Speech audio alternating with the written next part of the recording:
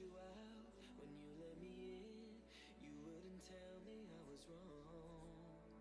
I wanna be the one to say I love you more. Wanna take you somewhere we could just let go. Baby, baby, baby, we could travel away. I wanna be the one to give you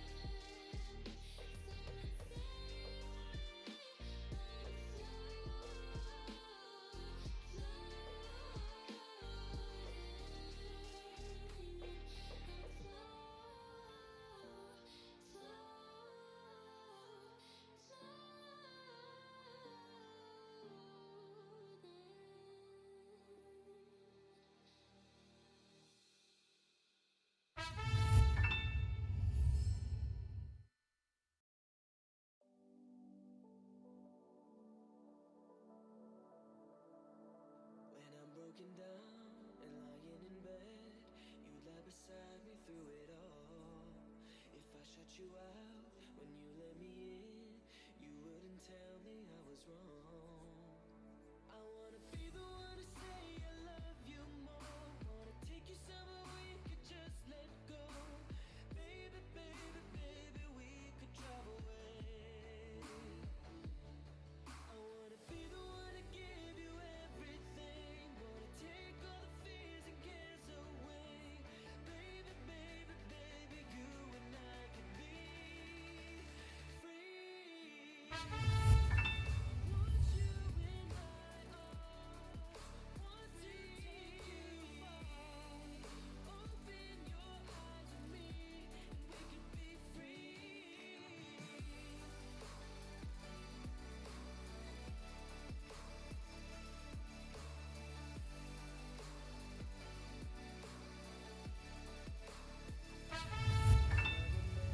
With all my regrets, you give me reason to hold on.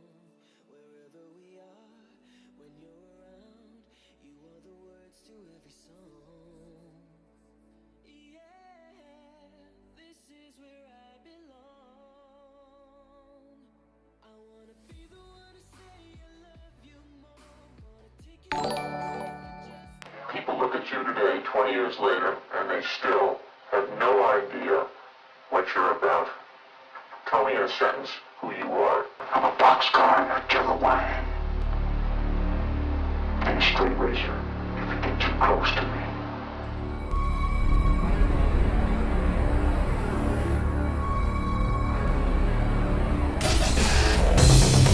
They are the gods of thunder. Over 700 horsepower of raw power. Leg-burning, ferocious beasts. Spartans.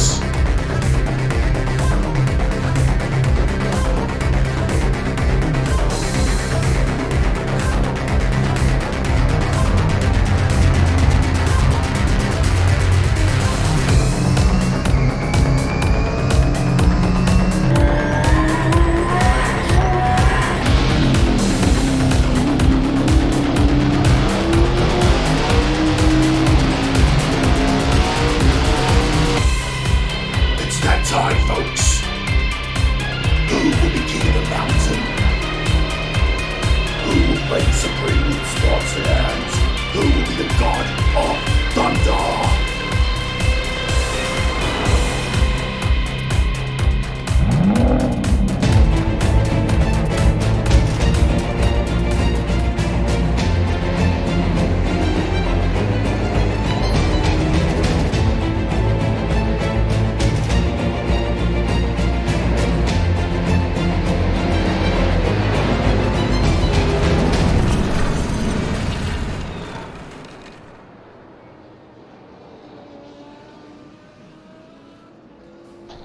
Ladies and gentlemen, we're here for a broadcast tonight. Sorry about the delay. We had issues with the iRacing server, but we are up and running and getting ready to go live with this fantastic series tonight very shortly. So stand by. We're just jumping into a late server. Basically, iRacing was not allowing the guys to launch their server tonight, so we've had to wait patiently. And I really want to thank you guys that are watching. I could see you all waiting very patiently there. And it's pretty fantastic that you're still with us. But we are going to knock the time back a little bit, so we're just going to change that graphic that's up on the screen right now. Qualifying will be pushed back, so we do get a little bit of extra time in, which should be good, because we don't want to miss out on all that sort of stuff. And so we'll just change that graphic for you right now. So there are 33 minutes until qualifying kicks off. We do have some guys already out on the track, and we are at Bathurst Mount Panorama for this one. And wow, talk about flying by the seat of your pants. And we'll get right into this, because we do have some cool things to show you tonight, including a fantastic track walk, basically, that's been put together by our sponsor tonight. And we do want to welcome our main sponsor for this event, Ferguson Group Media. And this is the Australian Sports Sedans E-Series, the 1 hour of power. And I'm really looking forward to this, because Bathurst is a track that is daunting for a lot of these guys. And they're going to get out there tonight in all these different cars, 7 different categories of car, all within the sports sedan bracket. And we're going to see what sort of racing we can get over this 1 hour session. So it's going to be crazy to see if these guys can keep it out of the wall. There's 2 mandatory pit stops tonight. And we'll get some lap times up for you very soon once they start putting the lap times in. And we'll flick around and we will get to talk to our series organizer as well.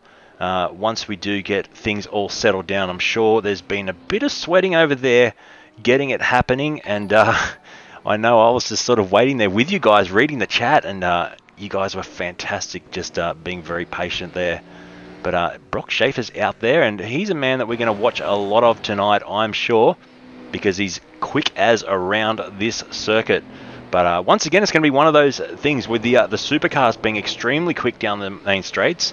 And Bathurst is a track with 2 big main straights. Obviously, Conrod Straight, 1.916 kilometres, so almost 2 kilometres down Conrod Straight, and also Mountain Straight as we head up the mountain, 1.1 kilometres. So there's 2 key areas of this track where the guys will get to spend a lot of full-time throttle, or at full throttle, I should say, and we'll see what sort of gap they can pull on the GT1 cars, and also the likes of the Corvette and Aston Martins, that sort of thing. The highest point of this mountain is 862 metres above sea level, so we get right up into the clouds. And it is a public road for most of the time of the year, and I'm sure a lot of people here watching the broadcast have driven around Bathurst in their road car, and it is pretty surreal when you go up there the first time. I still remember as a little kid my mum taking us up Mount Panorama the wrong way, and with 3 sons in the back seat, she was quickly turned around and told to go the correct way, anti-clockwise, around Mount Panorama, which she did. So that was fantastic, and we were a bit disgusted when she stopped halfway down Conrod Straight to buy some apples from the apple shop. But that's all right. We let her get away with that, and we got underway again up to 60 kilometres an hour for our lap around Bathurst. A lot has changed since then. I've grown up a bit, and I have been around there pretty quick in an Austin Healey back in the day, and it's a daunting little racetrack, and one of the best in Australia. Righto, let's talk it up. Let's get some information. Peter Ellenbogen's out there in that Z4. There he is up on your screen, and that is a car that I think is going to be pretty mighty around this track.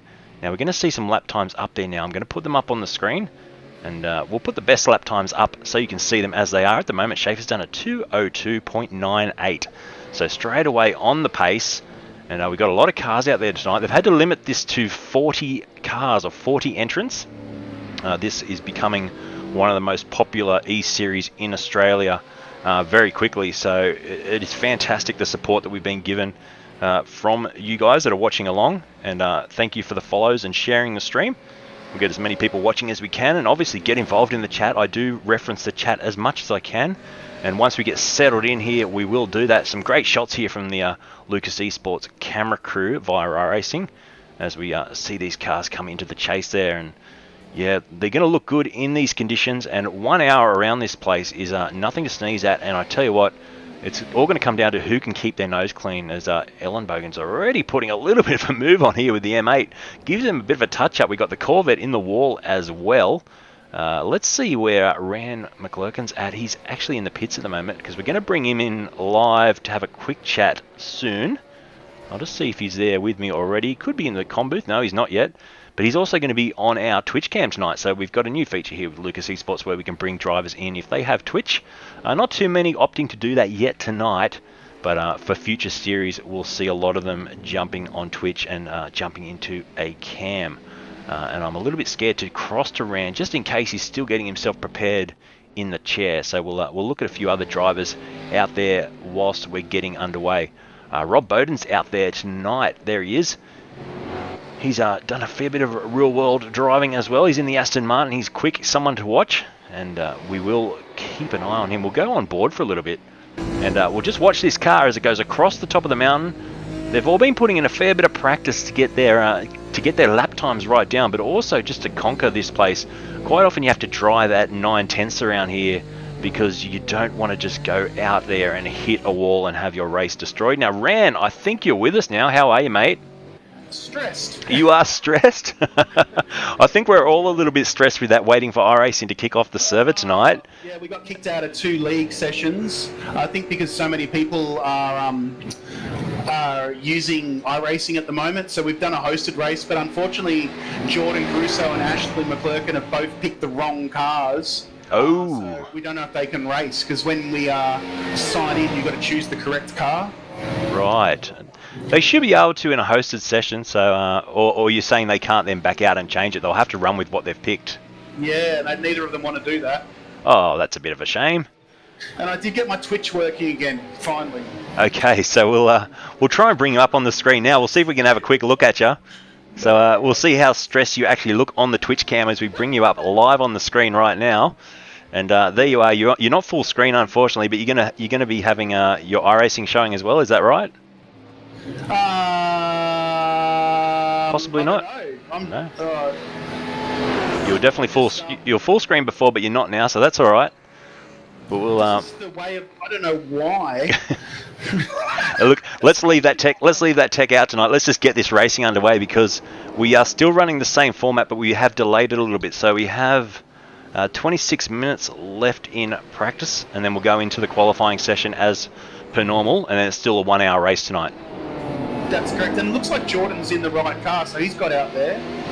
So I don't know if Ashley has. Let's have a look. I've got Ash registering up on the board in the BMW.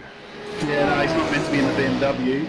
So what I might do is I'll quickly hop over and see what's going on, and then I'll jump back in with you if you give me a second. No worries. We might do the track walk that we have kindly done by Stuart. So we'll do that while you're doing that, and then we'll get back to some live action. See ya. Righto, so that was Rand just having a quick chat to us. He's a series organiser and putting in a lot of effort with a few of the other guys tonight to get this underway. And we do apologise once again for those issues with iRacing, obviously, earlier on. Right, we're going to go to a quick track preview that we've had done by Stuart Brown, Ferguson Group Media, our major sponsor for tonight. So we're going to run with that now, and hopefully you enjoy this. This is something Stuart's put together for us, and we'll run it for you just to talk you through a lap of Mount Panorama. Thanks for that, and we're heading to Bathurst this week in New South Wales to arrive at the mecca of Australian motorsport, Mount Panorama, a place synonymous with legends like Brock, Perkins, Moffat, Johnson, and of late, Lowndes and Whincup. It's a track 6.213 kilometres long, full of rise and fall, fast-paced, high-risk racing, but with great reward. Tonight we take you there for the first time with the Australian Sports Sedan e-racing series, where we will crown the very first Bathurst champion. The official lap record around Mount Panorama is held by Shane Van Gisbergen at a 2.01.567, a very fast lap. We've got a lot of quick guys in this series, and we are seeing people getting close to that record. It'll be interesting to see how they go in race trim, and of course it's not official, but it will be the fastest lap for the Sports Sedan series.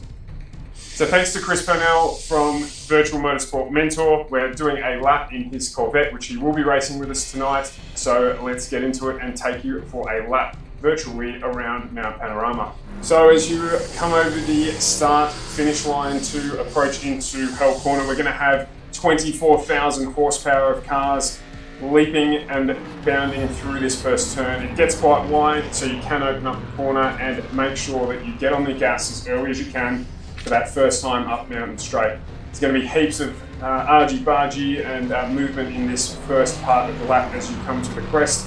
Cars are moving over onto the left to get into the right approach for Griffin's Bend, braking at around about 100-150 metres there, with a early apex to get back on the throttle to start the climb up the mountain. Next we enter a famous piece of track, the cutting, out wide, down to second gear, on the throttle, gently and as early again as you can as you continue to climb up the mountain. With lots of torque, these cars are great. They will get up and get through this section of the track quite easily. Nice and close to the walls there, flowing through the circuit, out over through as we enter into McPhillamy Park past the grate. You want to keep nice and wide, getting as close to the wall there as you can without touching it to straighten out this corner as much as you can before we get to the famous Brock skyline and start the descent back down the mountain. Through the into the dipper, sketchy section of the track, but if you get it right, it's very rewarding and sets you up for the run down to Forest Elbow, where we've got to get on the brakes, get the car turned in, not run too wide and clip the wall there like Dick Johnson did back in the day, and keep on going down the straight. It's a long straight, this Conrod Straight. It's a good opportunity for the drivers to have a drink, rest the shoulders, and mentally prepare themselves for the last few corners of the track. You push out wide onto the left-hand side of the track here to open up the arc as much as you can as we head down through the chase. Heavy on the brakes, right back down to second gear, some cars down to first, turn through and again back on the accelerator as quickly as you can without inducing wheel spin. You've got to finish off the lap here nice and strong at Murray's Corner. On the brakes, back down to second, turn the car in as late as you can and get back on the gas. That corner there sets you up for your next lap. If you get it wrong, it can penalise the lap that you're completing and penalise you for a full 6.2 k's back around the circuit. So certainly a very challenging circuit, very technical circuit that people are fully aware of, but extremely rewarding when you get it right, particularly given how close you are to the walls. It's a really, really great place to race. Around 29 laps in this 1 hour event, we're averaging about 4 litres a lap per fuel across those cars. Some of the cars will have to pit twice, which will certainly bring them back into the pack. A very interesting race. Let's see how it goes.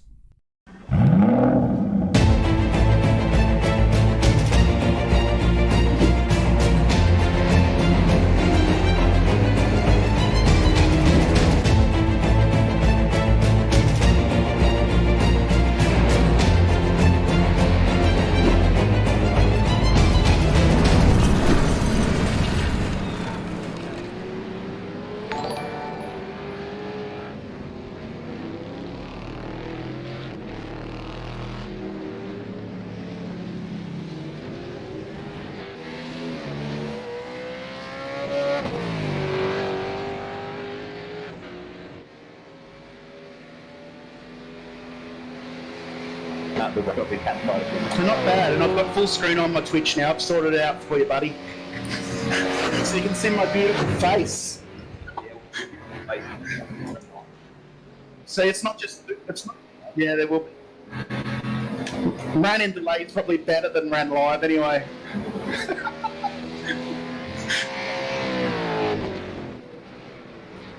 I am. I'm out there just putting some laps down because I haven't done any because we've been madly trying to fix these problems. So I thought I'd better get some laps so I can see what the track's like today. So, yeah, so what it was, it's Zach, Cam and Ash both picked the wrong cars. So it's a bit of a thing in iRacing, and maybe it was a bit of an issue with the hosted session for them. It automatically chose those cars, so a bit of a bummer, but it does happen when you have multiple cars.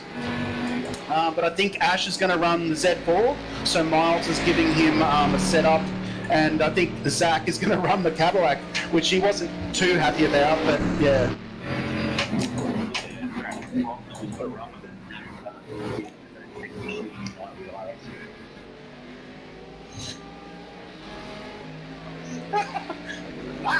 You know, I'll try and do a decent lap.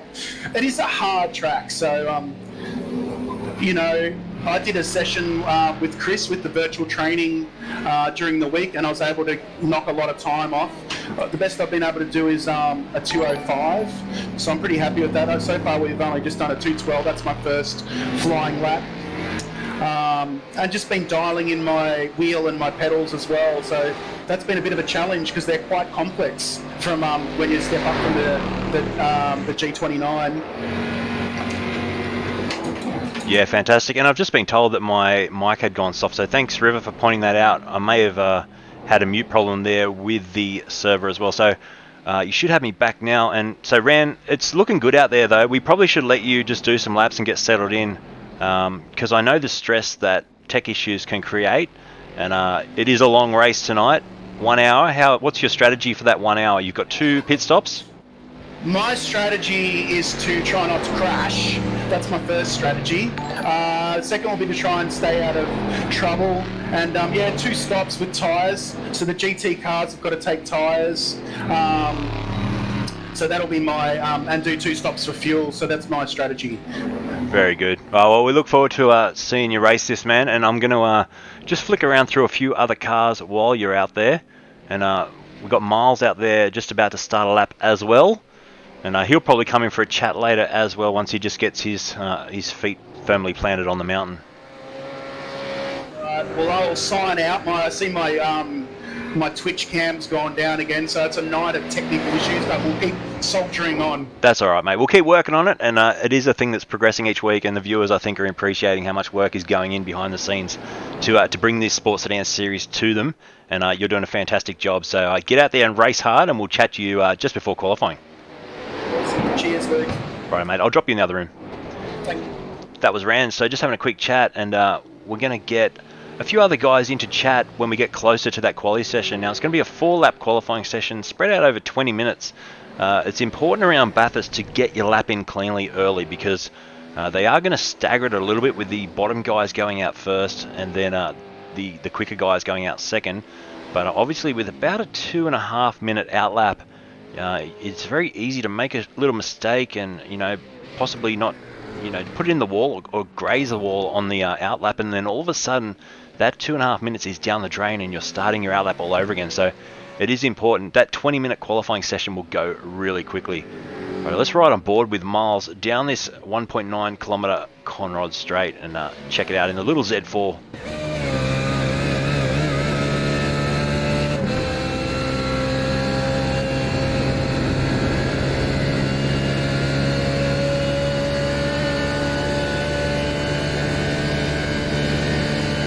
All the commitment in the world, hard on the brakes just before the 100-metre board, which is pretty impressive. You'll see the supercars having to brake a little bit earlier around the 150-metre mark compared to these GT3 style cars. And Miles just looks like he's putting a pretty good lap here in practice. He's currently in P9. Let's see if this moves him up a little bit. He's done a 204.7 and he crosses the line now and goes up a little bit higher with a 204.5. So just progresses up a little bit, a couple of tenths in the bag, and we'll see what he can do on this next lap. You can see he's just continuing to go around.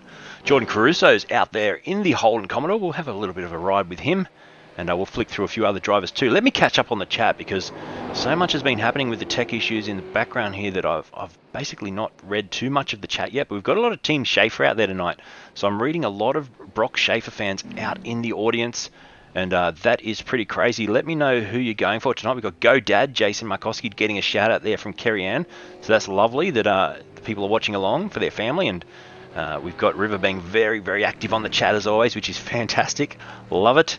And yeah, this is going to be cool tonight. Like I say, that 1 hour around the mountain with 2 compulsory pit stops is going to be interesting. Now, the supercars, I think it is, don't have to take tyres, so there will be an interesting thing that they're going to watch through after the race and make sure everyone follows those rules. And I will get Rand to reiterate the rules for us before we get underway tonight, but there is a different pit stop rule for the classes of cars to try and even it all out. And they do work very hard here in the Australian Sports Sedan Championship 2, E-Championship to level the cars out. We are running a heap of different cars here. The V8 supercars, obviously. We've got GT3 cars, GT1 cars, and it's a lot of work goes into evening them out with weight and power reduction to get these cars sort of to a similar lap time. We're seeing Chris Purnell already with a 202.5. Schaefer not far behind. I think Schaefer's just actually gone to the top with a 201.9. So Brock Schaefer, look at that. That's a blistering lap in practice.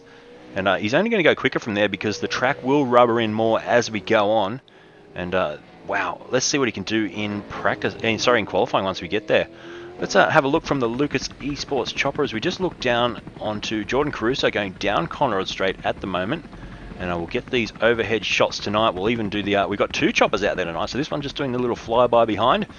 And we've got 13.5 minutes left in this practice session before we get into what will be a pretty stressful qualifying session. And the guys will be trying to get those laps in quickly. And not making mistakes is going to be the key, like I said before. Right, let's go through some other drivers. Dion Phillips is out there. He's in the 888 car and the Aston Martin. We'll get the cars up on the screen for you as well, so you can see in the left timing bar what cars each of these drivers are driving. And there's the DB9 just heading up Mountain Straight at the moment, just behind the Ford Mustang duo. So he's got Crompton and Dion in front of him. So these guys on the track together. Oh, there's got a big crash from the Mustang there, and Dion Phillips just weaving through there to get around the Mustang as it hit the wall. And we're going to see a bit of that tonight, guys, having to take evasive action to go out of the way. You see cars quickly getting into trouble up around this part of the mountain especially. And we'll ride on board a little bit with Dion Phillips here and TD Racing Aston Martin DB9 and see what he can do over the top. The commitment level here is absolutely on edge. So he's just going to get stuck in behind one of the Holden Commodores here. Let's see what he does. Does he go for a quick move? He's going to stick it down over Skyline. So nice job in the end. That Holden Commodore looking a little bit worse for wear in the background. We'll just pick up who that is on the racetrack now. And that is Tony Don, I think it is, with a very beat up looking Holden Commodore. And no, sorry, it's not. It is, we'll go forward one there. It's Shane Cox, actually. He's hit the wall a couple of times on this lap. And we're just seeing his car looking a little bit second-hand. He'll be wanting to take that back to the pits and sort that out very quickly. Righto, let's, someone just saying poor Mustang on the chat. Yeah, that was a pretty bad crash. And who else we got out there? So Anthony's saying far out, killing it, Brocky. Well, he is at the moment. Look at that. That lap time of a 2:01.97. Oh, we got a bit of a touchdown into the chase there. And look at that.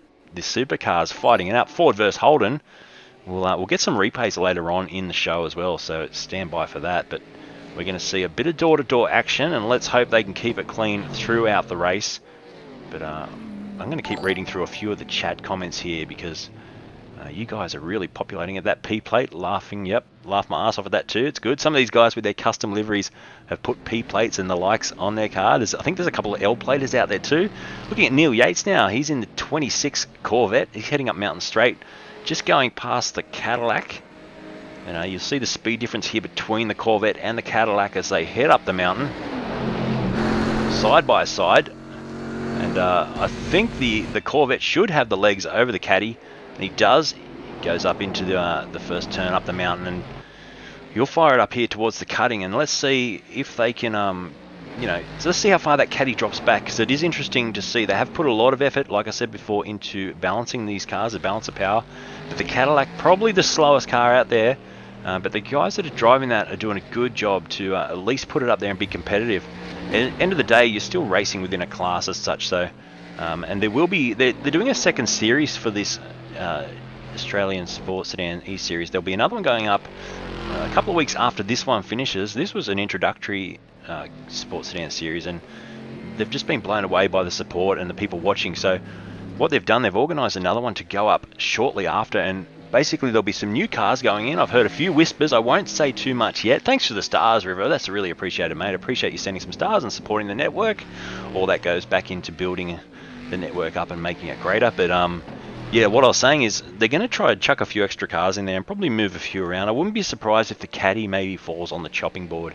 It is a fun car to drive, but they're going to really try and even things up for the next series. And yeah, it's going to be cool. This is a great shot as they come down into the chase there. Look at that. And these camera angles all night tonight. We've got a fixed camera there to watch this view through the chase for you.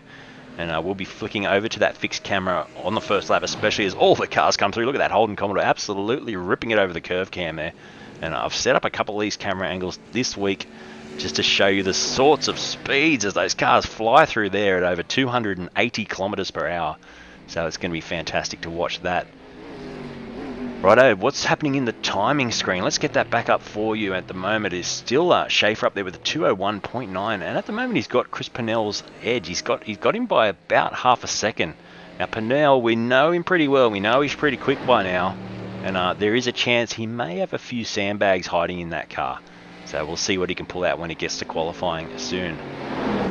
Jason Markowski, let's get him up on the screen because he's had a fair few fans in the chat talking about him. So there he is in the little Z4, and that car looks beautiful. What a great livery in the MMS Esports Z4. So the BMW looking great out there on the track and coming through the internet to you guys watching from home. We've seen people posting it up on their telly. If you want to take a photo of where you're watching it from tonight, do that. Stick it up on the chat. People watching on their tellies in the lounge room with the family gathered around. It's fantastic that we can bring you esports. And remember, these guys aren't playing with controllers. Most of these guys are out there on some pretty serious setups. And they're racing like they would be in their real cars. They've got the adrenaline that you would get. Believe me, the heart rate will be up there. We talked to Ran earlier on. His heart rate was right up there when the iRacing servers crashed. But yeah, you're going to get that sort of... It's the closest thing we can get in esports to the real thing, motor racing. And it is pretty fantastic that we can bring you these sort of camera shots as he heads up the mountain. And currently in P9, so McCoskey doing a good job there. He's 2.1 seconds off the pace. But he'll pick that up, don't you worry. And these Z4s are nimble little cars. They're very quick over the top. And they lack a little bit of the straight line speed of the V8 supercar, but they will be quick enough to give these other guys a run for their money. So I just got there Jason Carroll there. Carroll is a past flag marshal and pit worker for Cam and Andrew Rhodes Anderson. So there he goes in the chat there. Nice. In car from Dexter. So let's get some Dexter up on the screen for you as well. Where is he at the moment? We'll just try and find him. So he's actually in the pits at the moment, so we'll drop back to him a little bit later on. Okay, who else we got? We've talked about Neil Yates. We'll get Adam Blattman up on the screen. There he is. He's in a Corvette as well. So we've only got 7 minutes left in this practice session, and a lot of the guys are a little bit anxious. I guess when the servers didn't launch, I could read their chat messages, and they were getting a little bit anxious because they've been preparing for this all week, and the stress level was pretty high. So it's to be interesting to see if these guys have now settled down, got themselves ready and in the mood to race these cars cleanly and smoothly across the top. Lee Partridge, where's he? He's just dropped back to the pits, or has he just jumped up a little bit? I think he's just done a quicker lap. He has. So he's gone up to P12 now in the BMW M8. That's a fantastic looking car. I actually saw one of these in real life the other day, getting around the Southern Highlands, and fat looking car in real life. And that is looking good out there on the racetrack. And he's heading up the mountain there. Currently in 12th place, 2.9 seconds off the pace. And I think in qualifying we will see these lap times close down. I did sneak into a couple of practices this week and saw how close these guys were. We're yet to see these supercars. We've got two in the top four, so Pickett and Caruso up there. So Josh Pickett up in P3 at the moment, and Caruso up in P4. And let's hope these guys in the supercars, remember they do have to pit this time. We do have this 1 hour race, so 2 mandatory pit stops. And we'll chat with Rand again about that before we start. But we're going to try and leave the organisers a little bit alone to start with. Usually we chat to Miles as well, but I think the stress levels are pretty high and they're just trying to get out there. We've had a couple of guys join in the wrong cars, which can be stressful as well, with the league servers not working tonight, having to go to a hosted server. And the way it works for you guys that are new to sim racing, basically they all have to log in to the iRacing platform, as Partridge goes very close to the wall there, but they have to log into the iRacing platform, and then that launches into the session. Now what happened tonight is that iRacing would not let them launch their session, which meant I had to basically wait as well for the broadcast to launch because there was no session to telecast. So we're sort of sitting there just waiting and waiting and waiting, and finally we got it up and running, and here we are. But that stress that puts on the organisers especially can be quite large. So anyway, we're up there running, and hopefully you guys are enjoying the pictures so far. Let's talk about Brodie Scott, because we haven't seen much of him. He's in a Holden Commodore tonight, and he's currently back in 28th place. I'm trying to give a few of these guys back in the pack a little bit of airtime as well, because everyone is doing a good job. Doesn't matter where you are, up the top or down the bottom. These guys are still racing all hard in. You can see a fair bit of damage on Scott's car there, and he might have to get that repaired, I think. iRacing does hinder you if you hit the wall. Your car will go slower. You do also notice a bit of top end speed will start to lack out of the car if you get a little bit of engine damage, and it's important to keep your car clean. That's basically the easiest thing you can do to go quick and to be consistent, is to not hit those walls. We're seeing the Corvette getting very close, the Aston Martin all over its tail as we head down the hill here. We'll just have a look out the back of Scott's car, and Brodie, he'll probably go into the pits this lap and then clean this car up. You can just see, just touch the wall again there into the elbow. So every time you do that, you're taking more damage on the car and it's slowing it down. We should see the Aston Martin possibly start to reel him in a little bit here with that damage, but then again, the supercar is just so quick down the straight. Look at this. So you can just see the V8 supercar pulling its legs out there and getting a little bit away from the Aston Martin as we go down into the chase. And hard on the brakes. You see that squirming under brakes. Like I said before, it has to brake probably 50 meters earlier than the GT1 cars. So there's that balance that's constantly going on between the cars. And yeah, let's see who else is out there. Rupert Rodriguez, he's out there in the Cadillac. So once again, probably finding it a little bit hard to get the pace into that car. But it is a fun car to drive, especially if you're getting into iRacing for the first time. They do a Caddy Series which is a lot of fun, and the competitive racing as well. So this is pretty cool. Let's see what else we got there. Shane Woodman, we haven't talked about him yet, so there he is. He's also driving a BMW M8, and we saw him get tagged earlier on in the session, but he's managed to get out there and keep going. So yeah, the timing, what have we got? We've got just over 2.5 minutes left in this practice session, then we get into qualifying. So wow, it's going to be fun tonight. I'm looking forward to it. Hopefully you are too. So looking down on this Mount Panorama circuit, if you've ever been to Bathurst, surely you've been to Mount Panorama. It is one of the best places to go, and you've got to go for a lap around the Mount Panorama if you get out there. We'll take a quick look at it. We'll just zoom out here in the chopper if we can, and take a look at this track from afar. Sometimes we get this to work, sometimes we can't.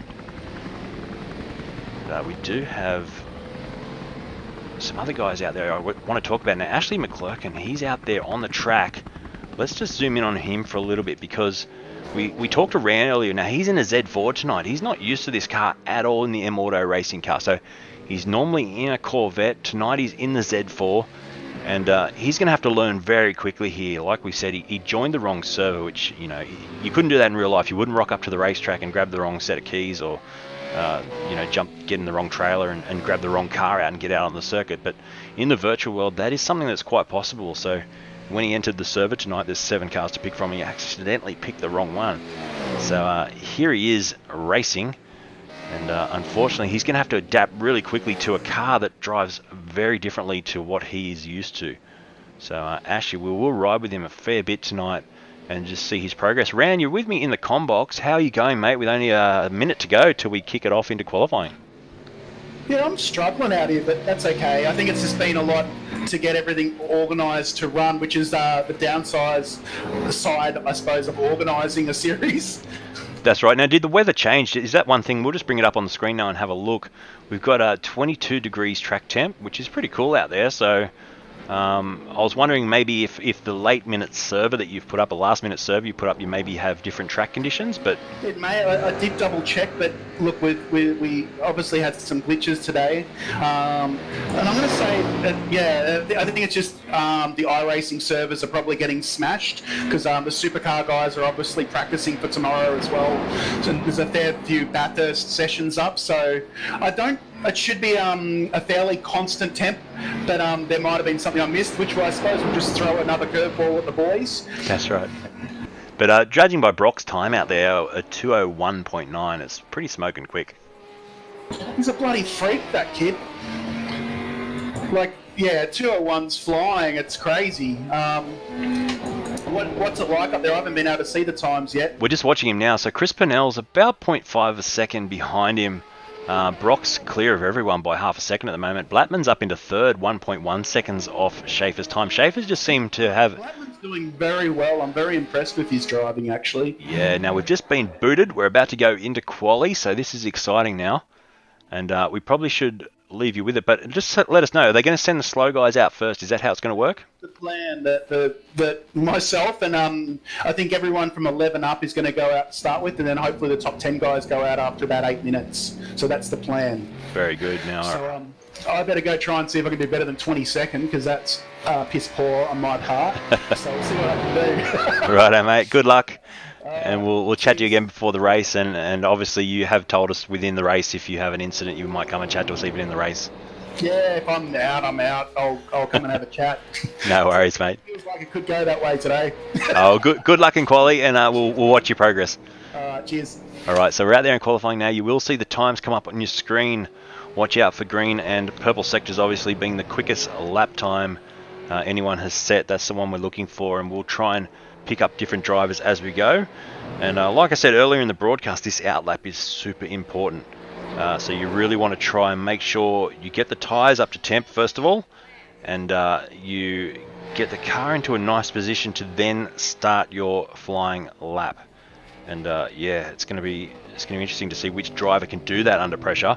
And then obviously if you mess up your outlap, or if you mess up your flying lap, having to do a whole outlap again can really cost you a lot of time. So it's important tonight that these guys get it right first time, and they don't screw it up, basically. So we're watching Stuart at the moment, Stuart Brown on your screen. He's with Ferguson Group Media in that Holden Commodore, and the car looking very nice. It's got the Race Magazine logo on the front of that as well. And give him a bit of a shout in the chat because he's doing a fantastic job. We saw him actually earlier do that track walk or that track preview for us as well, which is fantastic. So it's good to see these guys really being passionate, not just about their real life racing, but also this E-Series. And while we're in this COVID-19 situation, we can't race the real cars. They're very passionate about getting out there and showing off what they can do from their simulators, from their lounge rooms or living rooms or bedrooms, wherever they are at their houses or place of work, but showing off what they can do in their cars. Righto, so like Rand said before, we do have a little bit of a split here between the quicker guys and the guys that are a little bit slower. The second half of the grid have gone out there early. Curtis Dexter's out there as well. We'll cross over to him now. Just coming down through the chase at the moment in that little Z4, looking very nice. Brody Scott, he's up the top of the mountain, so he's in a Holden Commodore as well. And I'll flick through as many drivers as I can here before we start to see them on their flying laps. Samuel Collins, there's another guy in a Holden Commodore, just about to start his lap now. So he comes down into the first corner, and we'll get this shot a lot tonight as we all peel through the first corner and start heading up Mountain Straight. And Ram McLaughlin, he's out there as well, so he's gone out there to try and set a time. G'day Terry, nice to have you watching along. Thanks for everyone smashing the like button and following the broadcast tonight. And like I say, it's fantastic we can bring this to you while we're not actually racing real cars. And let's go to Kevin Coulson. He's out there as well. He's in the Aston Martin DB9 and heading up the mountain for the first time on his flying lap. And you'll see the purple sectors come up in the bottom half of your screen. Watch out for those, but also the green sectors, if you're new to motor racing, that means that you're doing a personal best. Aidan Monga, he's out there as well in a Z4. We saw some sparks just in front of him there. That was from the car that he's trailing at the moment. So once again, lap traffic is going to be something that can get in the way. Or are they doing a lone qualifier? I could be absolutely wrong with that call, because quite often they do a lone qualifier where they're by themselves, which I'm just trying to see if there's traffic out there at all. I'm going to go to the chopper cam and we'll see if we can just flick through and try and find some traffic.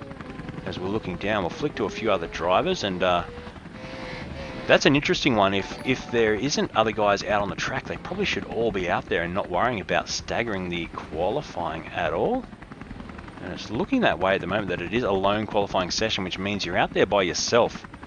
And maybe something I should have told Rand, because he may have overlooked that tonight, that you don't need to worry about staggering things at all. But then again, I could be wrong once again, so I'll just go back to a close-up shot. We're seeing the M8 there come down through to the dip bar. That is Shane Woodman in that beautiful BMW M8, looking very nice. These guys have custom liveries on the cars with their real-world sponsors, quite often being replicated onto the livery that is then bought out in the sim, so it looks very cool. Partridge just gone to the top now with a 205.5, so quickest man out there. Samuel Collins has just gone and gone about 0.6 quicker, so he's into the fours now. So 204.9, the quickest lap so far, Samuel Collins. And just keep an eye out, we've got some guys doing all greens there, which means they're quick. But Matt Anderson jumps up into P2. We'll have a look at Matty. There he is, just crossing the line in the Z4. So the Z4 is doing nicely. And Hayden Carroll, just look on the bottom of the screen there. He's done 2 purple sectors, the rest in green. And Carroll is in P2, so with that lap. And that's in the supercar. So there he is, just in the back of your screen. He's done a quick lap there to go up into P2. And now Carroll has crossed. So he's only 4/100ths behind Collins. So very close between these guys at the top. And like I say, I'm thinking that they've made a little bit of a mistake here. They're all out there on a lone qualifier, which means there's no one around them. And they probably should all be out there together, which I think they are now. Although I'm still seeing Miles Bond in the pits, Jason Markowski still in the pits, Jordan Caruso still in the pits, Schaefer still in the pits. So if any of them are watching the broadcast, maybe just double check. If you're out there on a lone qualifier, then you probably should all be out there, because no one's going to hinder each other with lap traffic. So let's see what Rand's up to. Let's see if we can bring up his Twitch cam. I know it was failing for him tonight. Let's see if it's there. Oh, he's little man in the corner again. So little Rand, we'll call him. He's up in the corner of the screen. So we're going to try and get that sorted and bring in some live Twitch cam action. But unfortunately, that's at his end. That's not working tonight. But we'll ride on board with him for half a lap or so as he comes down to start a new lap now. Currently, Rand McClurkin, he hasn't set a lap time. He's about to set a lap time now, hopefully. Now, the tricky thing with iRacing is if you touch a wall or if you go on the grass, as he goes into P7 with a 2:07.2, if you touch a wall or you go on the grass, your lap doesn't count. So that's something that can be really crazy to the real-world drivers. They can actually find that hard to understand, that touching a little bit of grass can cancel your lap out. But basically, they do the track limits to make sure no one cheats at all. And the track limits are very, very, very strict on iRacing. So going over a curb, putting a couple of wheels across the grass can sometimes mean you get an off-track, and that off-track means the lap doesn't count, as Curtis Dexter there doing a purple sector in the middle, but doing every other sector slow. Possibly on his outlap, he's just done a quick sector there. But we are riding on board with Rand McClurkin as we go up over the mountain. Let's see if we can just have a quick look at how Rand is finding it tonight. And we'll pan the camera around. We'll see him hard at work there in the cockpit of this car. And look at that, good pictures here coming on the Lucas Esports Network. It is Rand McClurkin. And this Corvette doesn't sound good as he drops it down now. This is where he just touches the wall. So really important not to hit that wall. You can see the front guard has been pushed up. And if we flick back around on the camera, you'll probably see him dropping a few curse words there. He wouldn't be happy with that because the left-hand drive car, it's very easy to hit that right-hand side of the car on the wall as he goes through Forest Elbow. So unfortunately, that little ding there will cost him a little bit of aero down the straight.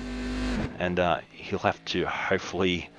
Well, I can't see much damage there. It seems to have repaired itself, but we did see a bit of damage on the onboard camera. So interesting. But Samuel Collins still up the top of this one with a 2:04.5. Bond's just jumped in there. So Kurt Bond, we've got a couple of Bonds out there tonight, 007. And he's just jumped up there 4/10 off the pace. So things are getting quite close up the top. We've got a second between the top 7 at the moment. So looking nice. Lee Partridge just doing a purple sector there, sector 3, as Rand comes across to finish his lap now. Looking pretty good, except for that touch on the wall, which means it does count. So there you go, a 2:06.8 jumps it up. So they've possibly relaxed that rule a little bit in iRacing, that you can just graze the wall and possibly get away with it. I do know sometimes I've seen guys get very frustrated when they graze a wall and they say, look, in real life, you know, you can take a mirror off a car. Your lap time's still going to count. There's not someone that stands around the course saying, hey, you dragged the mirror on the wall, cancel that lap time. One thing that does frustrate real race drivers is those sort of little rules that they do have in sim racing. But looking good so far. Kurt Bond, let's have a look at him. He is in the caddy and doing a fantastic job to be up there in P3 in a caddy. So well done, Kurt. Absolutely driving the legs off that little machine. And it does sound good. Big V8 engine in it. And I've got a few friends that have got a few cars like this in real life that sound like that. They drive around the streets and, boy, they make a lot of noise. But Aiden Monga also up in P4. So we're going to see a few of the quicker guys now start to get out there and lap, I'm sure, as we're almost at the 10-minute mark. And basically I heard Race Control saying earlier, once we get 10 minutes into it, that's when everyone can get out there and put their laps in. So we're going to see the likes of... Brody Scott's out there already. We're going to see Jordan Caruso, the Brock Schaefers, those guys, Dion Phillips. They're going to get out there and start to put in some lap times now. And into the pits there. So let's go to Brock Schaefer because he's out there about to start a flying lap. We might ride with him because he has been the man that has been lighting up the timing screens in practice tonight. So let's ride with him for a lap here and see what he can do. We see some sectors come up already. So he is on his outlap. He's already doing purple sectors on the outlap, and actually Purnell also doing purple sectors there. So these guys are destined for the top, but it's just going to be between the two of them, I think, for pole position. So let's see if anyone can steal it away from them. We're right on board as we head up the mountain here, and at the moment down at the end of the grid, Brock Schaefer, but that's not going to be for long. And you'll see just how smooth he is as he heads up the mountain into the cutting here. It's all about getting right out on the right-hand wall, cutting into the apex there, not hitting the wall. And a few of these guys that drive right-hand drive cars in real life would be finding it a little bit interesting. It's very easy to hit the other side of the car that you're not sitting on if you're used to driving, especially as you drop in off Skyline there. If you're used to driving a right-hand drive car and getting right up against that wall, some of these guys driving on the left-hand side will quite often start smashing up the right-hand side until they get used to their car positioning. So we're riding on board here with Schaefer as he goes down through towards the dipper, drops it in here. That's very tidy. And he has been showing how quick he is down through here. He's done a purple sector in 2, 3 and sector 4 now. So he did a personal best in sector 1 and he's lit up the timing screen with a purple in sector 2, sector 3. Just been beaten in sector 4. Who was that to beat him? Let's have a quick look. It hasn't come up on my timing screen, but someone's actually gone quicker through sector 4. And we're going to see that shortly as he's coming down. And I'll actually see if I can bring that up for you on the screen.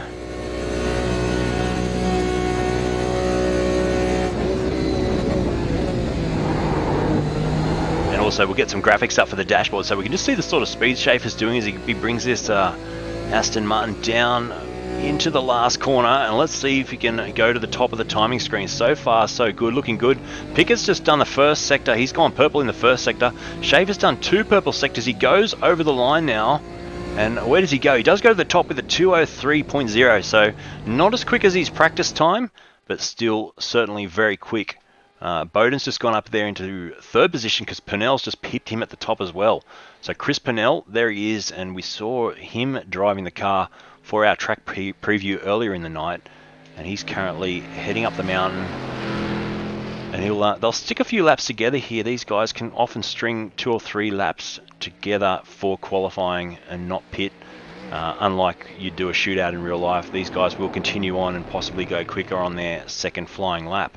So we're seeing Josh Pickett, a couple of purple sectors in there as well. He's currently, as I look down through the order, he's not up near the top yet, is he? He's going to go up there though very soon because he's just crossed the line now and he's gone first with a 2:02.9. So Joshua Pickett, let's quickly flick over to him in the Holden Commodore.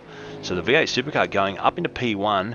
Not sure for how long though, because Purnell, here he is, lighting up the timing screens, going purple, purple, across the top of the mountain. A lot of commitment through here. Let's ride on board as we get up towards Skyline. Let's see what sort of commitment he's got down here as he gets the car onto a flat surface during the brake. You've got to modulate the brake down there and make sure you're not unloading the wheels and locking tyres through there.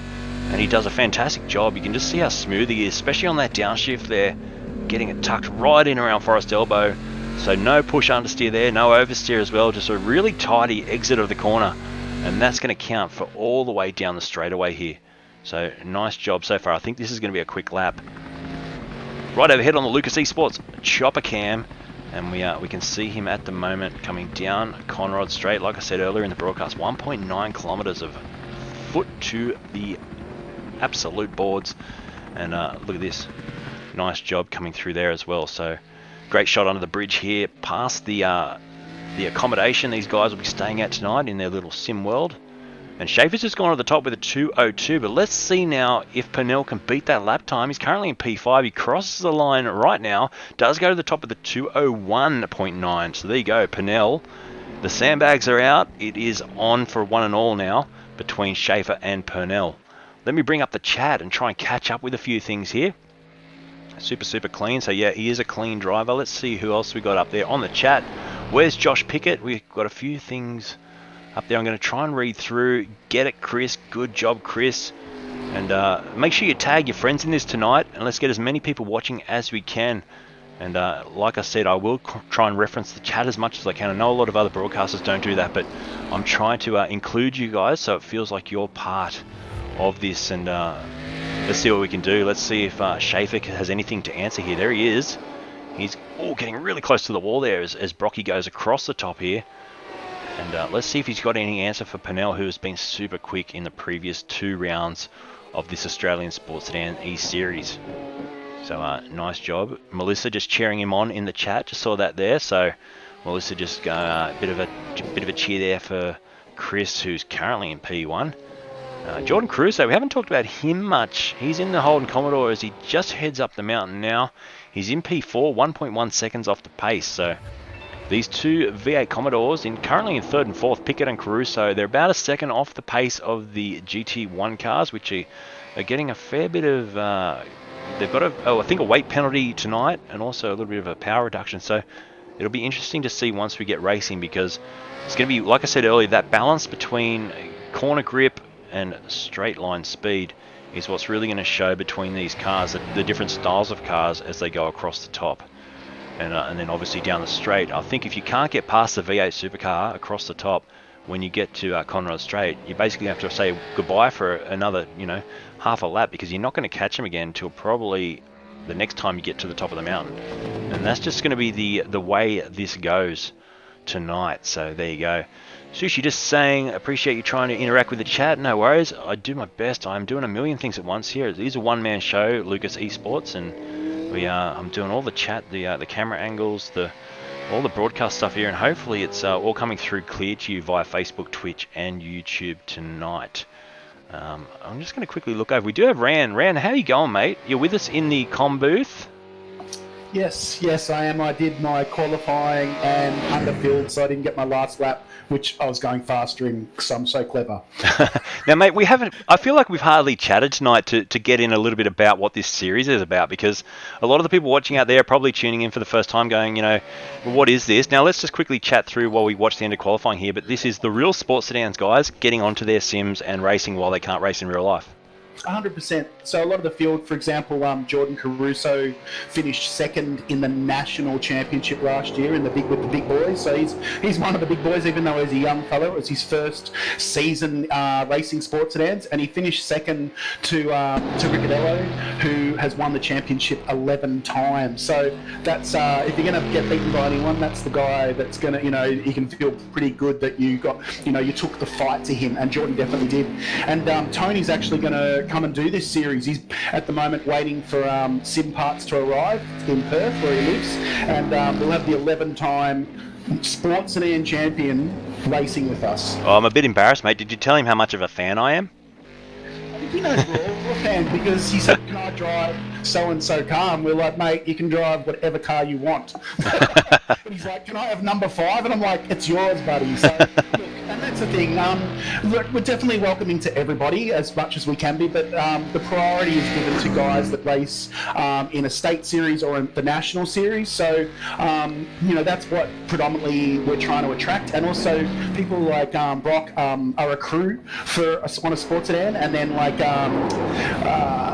is it Neil is one of Brock's mates, and he's involved, and so we're trying to get as many people that are actually connected to the class to be running. Obviously people like Chris are sim guys, but he knows what sports sedans are, and is a fan of it, so he's stoked to be part of it. And I've noticed that a lot of the new guys that are we've got a waiting list basically because we've got too many people, and they're just keen. They're like, they've done some practices with us, and they're like, it's so cool to race against, not to say that sim guys aren't real race drivers, but that's what they, real race guys that race on the track in sports sedans. That's right, and that's one of the things that, my broadcast company only being a couple of months old now, I've picked up mostly series that feature real guys that are racing during this time of downtime, I guess. And one of the cool things is the backstory, and I love that. And I feel like, unfortunately, we're not going to get a lot of time to talk about that tonight. And I'm not wishing you crash out early so we can chat. But next broadcast, which will be coming to you next week, we'll definitely try and chat more about each driver and what they do and all that sort of stuff to fill in the viewers about their real-life credentials. Yeah, 100%. Look, today was obviously a little bit of a rush with 2 of our sessions. So it was a bit of a mad dash, trying too late because there were people yelling at us, where's the live stream? So looks like we're going to race now, so I better concentrate on that. Finished. No worries, mate. Right, we'll leave you with it, and we'll chat to you later on. Cheers, buddy. Have fun, guys. Thanks, mate. Right, so that was Ran. He's one of our series organisers and does a lot of work behind the scenes. We're about to go racing here and get set. I'm going to bring the grid up for you shortly, and this is going to be fantastic. We are doing 1 hour around this Bathurst racetrack, and there is your qualifying results. Chris Purnell coming through the 2:01.9. The quickest out there. Brock Schaefer just behind him, 3/10 behind. We got Pickett and Caruso. That was your top 4. And I will get the grid up on the screen for you in a second. There it is, and we'll try and quickly flick through everyone. We do go green very quickly here. It is a rolling start, and we start just at the end of Conrod Straight, so this will go quickly. But we do have Purnell, Schaefer, Pickett, Caruso. Then off the 3rd row, it's Phillips and Yates. Then off the 4th row, we have Bowden and Bond, Blattman, Markowski, Collins, and Monga. That takes up to position 12 already. Look at that. Let's go over the page, folks, because we've got Carroll, Bond, Partridge, Anderson up to 16th now. Ellenbogen, Whitworth in that fantastic pink car out there. Then we've got Ran, the first of the McClurkins out there. We've got Stuart Brown, Woodman, Rhodes, Anderson. We've got Sweeney, Don, he's in 24th place. Let's go over the page again. Look how many cars we've got out there. We've got Smith, Rodriguez, Cam, Coulson. Then we've got Ashley McGlurkin driving a different car tonight. So he's in the BMW Z4 accidentally. We've got Crompton in there, Jackson, Cox, Dexter, Henwood, and Scott in 35th position. And that's your grid tonight. So 35 cars are about to take us away. And let's see what they can do here.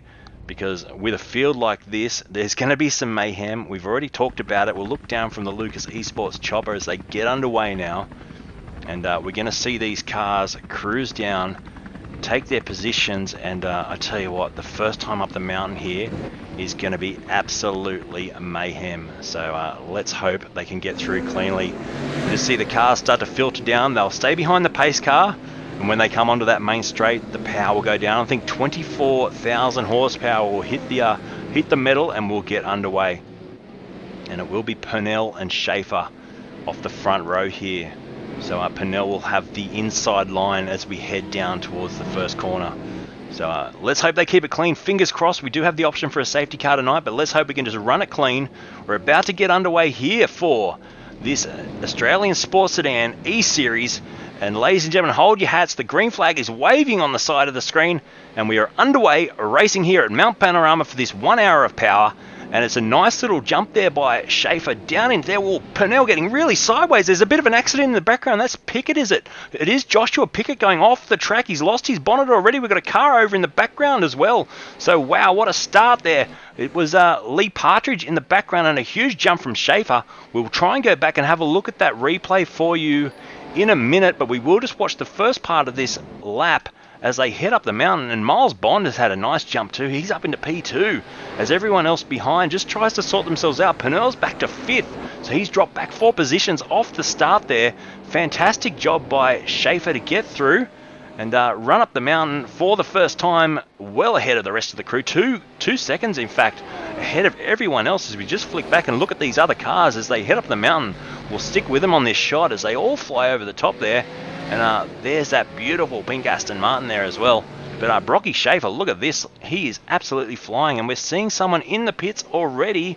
I'm trying to see. That's Ashley McGlurkin. So we've got Crompton, Woodman, Brown, and Ash all back in the pits. So that's an unfortunate start for them. And Miles Bond there, he's got a lot of pressure here from Dion Phillips, who's on the headlights down into Forest Elbow. You just see this now. Hopefully he can hang on to it. And Dion really putting the pressure on with the headlights flashing there. And you're going to see a bit of that tonight as these guys catch up to each other. Massive thanks, River, for the stars, mate. I appreciate that. Thanks for supporting the broadcast and sending through some stars. Really, really appreciate it. But look at this. What an action-packed start already. Schaefer with a big jump, 3 seconds. As we look down here, they're going to come flying through here for the first time. You're going to see all these cars flying across the curb cam. And wow. I'm going to try and catch my breath and tell you who is still in this and who isn't, because we've had some massive changes already, unfortunately, as all these cars scream through. And it is Brock Schaefer coming across to finish lap number 1 in the lead. Let me get some stats up on the screen for you so you can see. He does a 2:06 off a rolling start. That's a fantastic lap time to get away there. A 2:09 was Bond in P2. So you can just see straight away the sort of speed that Schaefer has under his belt to get off the line there and get away with it. So I can see the chat there saying, come on, Brocky. So he's got his support there. And there's Miles Bond just coming through in P2. And we'll flick back through the field and we'll try and catch some of these drivers as they start to come along here. It's all happening. We're going 2 by 2 here. We've got Monga. He's there in the BMW, getting a little bit of pressure there with Caruso, just getting beyond him. Just in front of that, Blattman and Carroll having a good scrap here. So we've got Hayden Carroll. And he's going to have a lot of pressure as he heads up here. Look at this. We've got 2 by 2 once again up into the cutting. What's going to happen here? Let's hope they can get through here cleanly. Now we'll go back and quickly visit a replay of the start, ladies and gentlemen, and see what happened. We'll try and pick up for you what happened. There was cars all over the place at the start. So we'll go to the overhead cam and look at this. This was the first corner as we got underway there, looking down from the Lucas Esports chopper. Now there was people trying to avoid that. Everywhere we had cars going backwards up the escape road. And that's not what you want to be doing on lap 1 of a 1 hour race, is going backwards up an escape road. And oh, is there a bit of a crash on the rejoin? No, that was pretty clean. So that's what was going on in the back of your field. So that sort of hopefully paints a bit of a picture on the Motoshop replay there of what was going on. We'll go back to live though, and we'll look down at Brocky Schaefer, who is absolutely flying. 4.7 seconds of a lead already over Miles Bond, and we've got to say Miles Bond doing a good job too. He's got Pennell chasing him down. We'll look out the back of Bond's car. He's got a lot of pressure now. He's got his new profile picture there, Miles Bond. Look at that. He sent that through to me this week to put up on the Lucas Esports overlay. So looking very good there in your profile picture, Mr. Bond. And look at the difference in speed there. So getting off the corner really well, getting out of the chase really well, Bond. But you're going to see that Aston Martin start to wheel him in, probably up Mountain Straight. Fair bit of power in that car. So doing a good job, Bond, under a lot of pressure to start with. Let's go back through the field and find some battles. Oh, look at that. That's a Pickett there with a very bent looking Holden Commodore. Now he's got Adam Blattman right behind him. Now Blattman's down 4 positions. Pickett's down 9 positions. So not a good start to this race, but remember it is a 1 hour race. So a long way still to go, and you just want to hopefully... Oh, so we've got a pass on here. He jumps to the outside. We've got the Z4 in front as well, and that's Ellenbogen in the mix here as well. So there is Peter just hugging the inside as the other cars go around him. So Blattman and Pickett just going up ahead, and Jaden Sweeney's in there as well in the Holden Commodore, and he's got a big swipe on the side of that car too. But we're seeing Joshua Pickett, check this out, he's weaving his way through the traffic. He's just made up another position as we watched that earlier, but he's got a lot of pressure from Blattman. So Blattman really starting to hound him. We might even see the lights start to flash. We've got Cox in the pits. You can see down at the bottom there. And we will bring up some pit time graphics too. So we do see when they go in the pits how long they're in there for. So we will bring that up on the screen for you shortly. But this battle's happening really well. Now Rand McLaughlin, he's in a battle as well. He's trying to catch up onto the back of Jaden Sweeney. And he is going pretty quick at the moment. But you're going to probably see as we hit the main straightaway once again how quick that V8 supercar is. Now I also want to show you this cool livery here. We've got Dylan Whitworth, and he's got a nice bright pink livery on that car. Looks absolutely fantastic, mate, so good job. And it doesn't stand out, so we're right on board with him down the main straight. He's chasing down Rand McClurkin at the moment. We're right on board.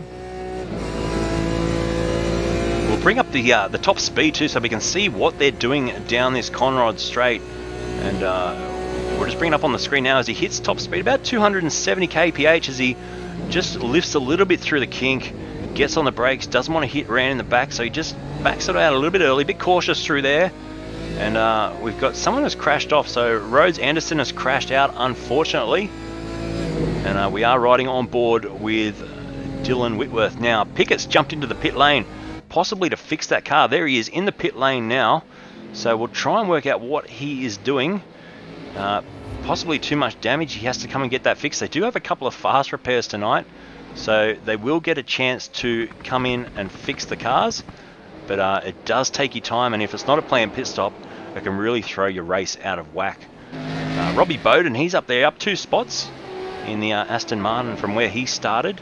But Miles Bond up 5. We've still got to give him a shout because he's probably our biggest mover at the moment in the top 10, up 5 places from where he started. As we watch Robbie Bowden there just coming across the top, just chasing down Dion Phillips. Both those guys racing in the Aston Martins. Yeah, and Bradley just saying on the chat there that the straight line will have to be hurting with that much damage, and that's exactly right. So the straight line of that V8 supercar, very important when you're going up against these GT1 cars.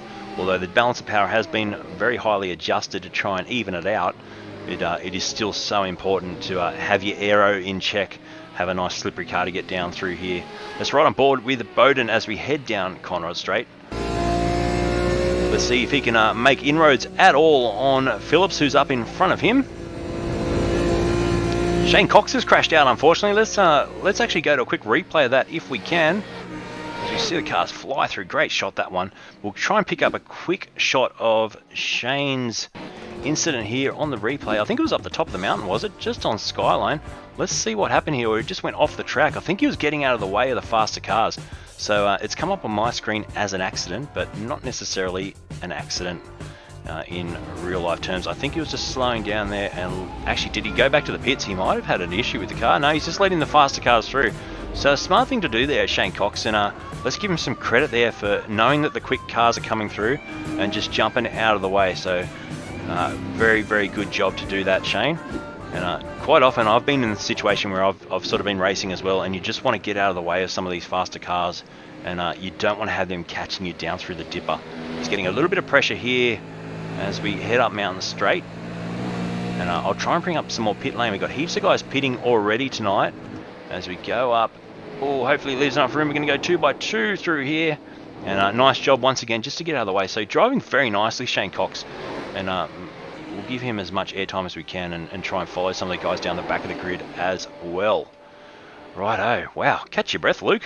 This has been a crazy start. We're on lap 5. We're 9 minutes into a 1-hour race here. And someone earlier on the chat said, I hope you got your throaties here because it's going to be a big call tonight. And hell yeah, it is the best racetrack in the country, possibly in the world. And we're watching a fantastic assortment of cars go around here tonight for this Australian Sports Sedans E-Series. So make sure you join their page. I think I put the link up there, or else do a search online for Australian Sports Sedan E-Series. And join the page and make sure you come along. And if you want to get involved and race against these guys, just apply for the league. I think there's a bit of a waiting list at the moment, but you can get involved, so it's pretty cool. Righto, let's see Jordan Caruso. Where is he? He's dropped back 4 positions from where he started. He's in P8. There he is on your screen, and I'm going to try and find some more battles here because Miles Bond is still in a battle. There he is. He's still got Dion Phillips just chasing him down. Now Miles is on the flashing headlights there. I'm not sure what that means. He's going to the pit, so that's just indicating he's going to take his pit stop.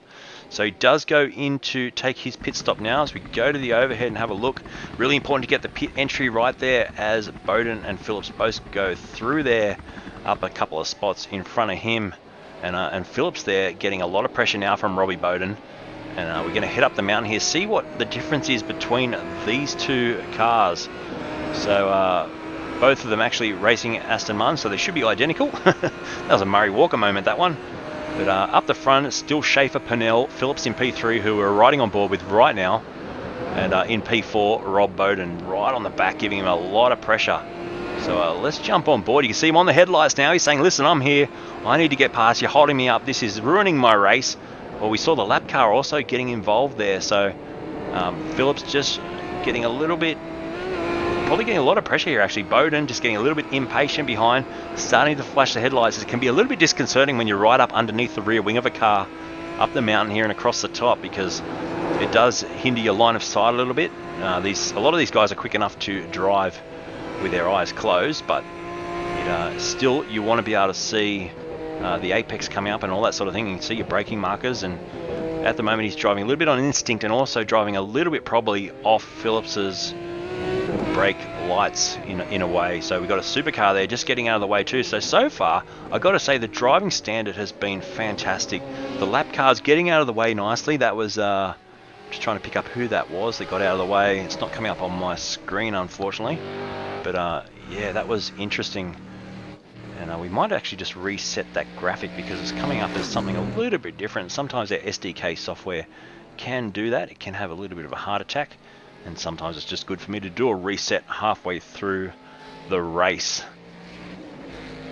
Righto, how you going out there on the chat? Are you still with me? Are you still feeling this? You're loving it? Let's go through some of the other drivers that you're constantly talking about. We've got Hayden Carroll. He's there in the Ford Mustang. He's chasing down Blabman at the moment. We'll get those graphics back up on the screen for you. And yeah, look at this. So unfortunately that graphic on the battle box is actually frozen on the battle for first place. So I'll try and work out what's going on there, but we will keep flicking through it at the moment. There is Brock Schaefer, currently with a 3.5 second lead. So you can see just back as we pan the camera around, there is the P2 man, Chris Purnell. So not too far behind. It's within pouncing distance if he can just keep it smooth and obviously work through towards the first pit stop. These guys do have to do 2 pit stops tonight, and it will be interesting to see who comes in first, who pulls the trigger out of these two. And believe me, they'll be watching their relatives live on the screen, and it's something all the iRacing guys do as they're racing. They have a little relative box which tells you how close the guys are around you. So you'll see straight away an indication if someone goes to the pit lane, and also you'll see an indication if someone's closing in on you or if you're pulling away.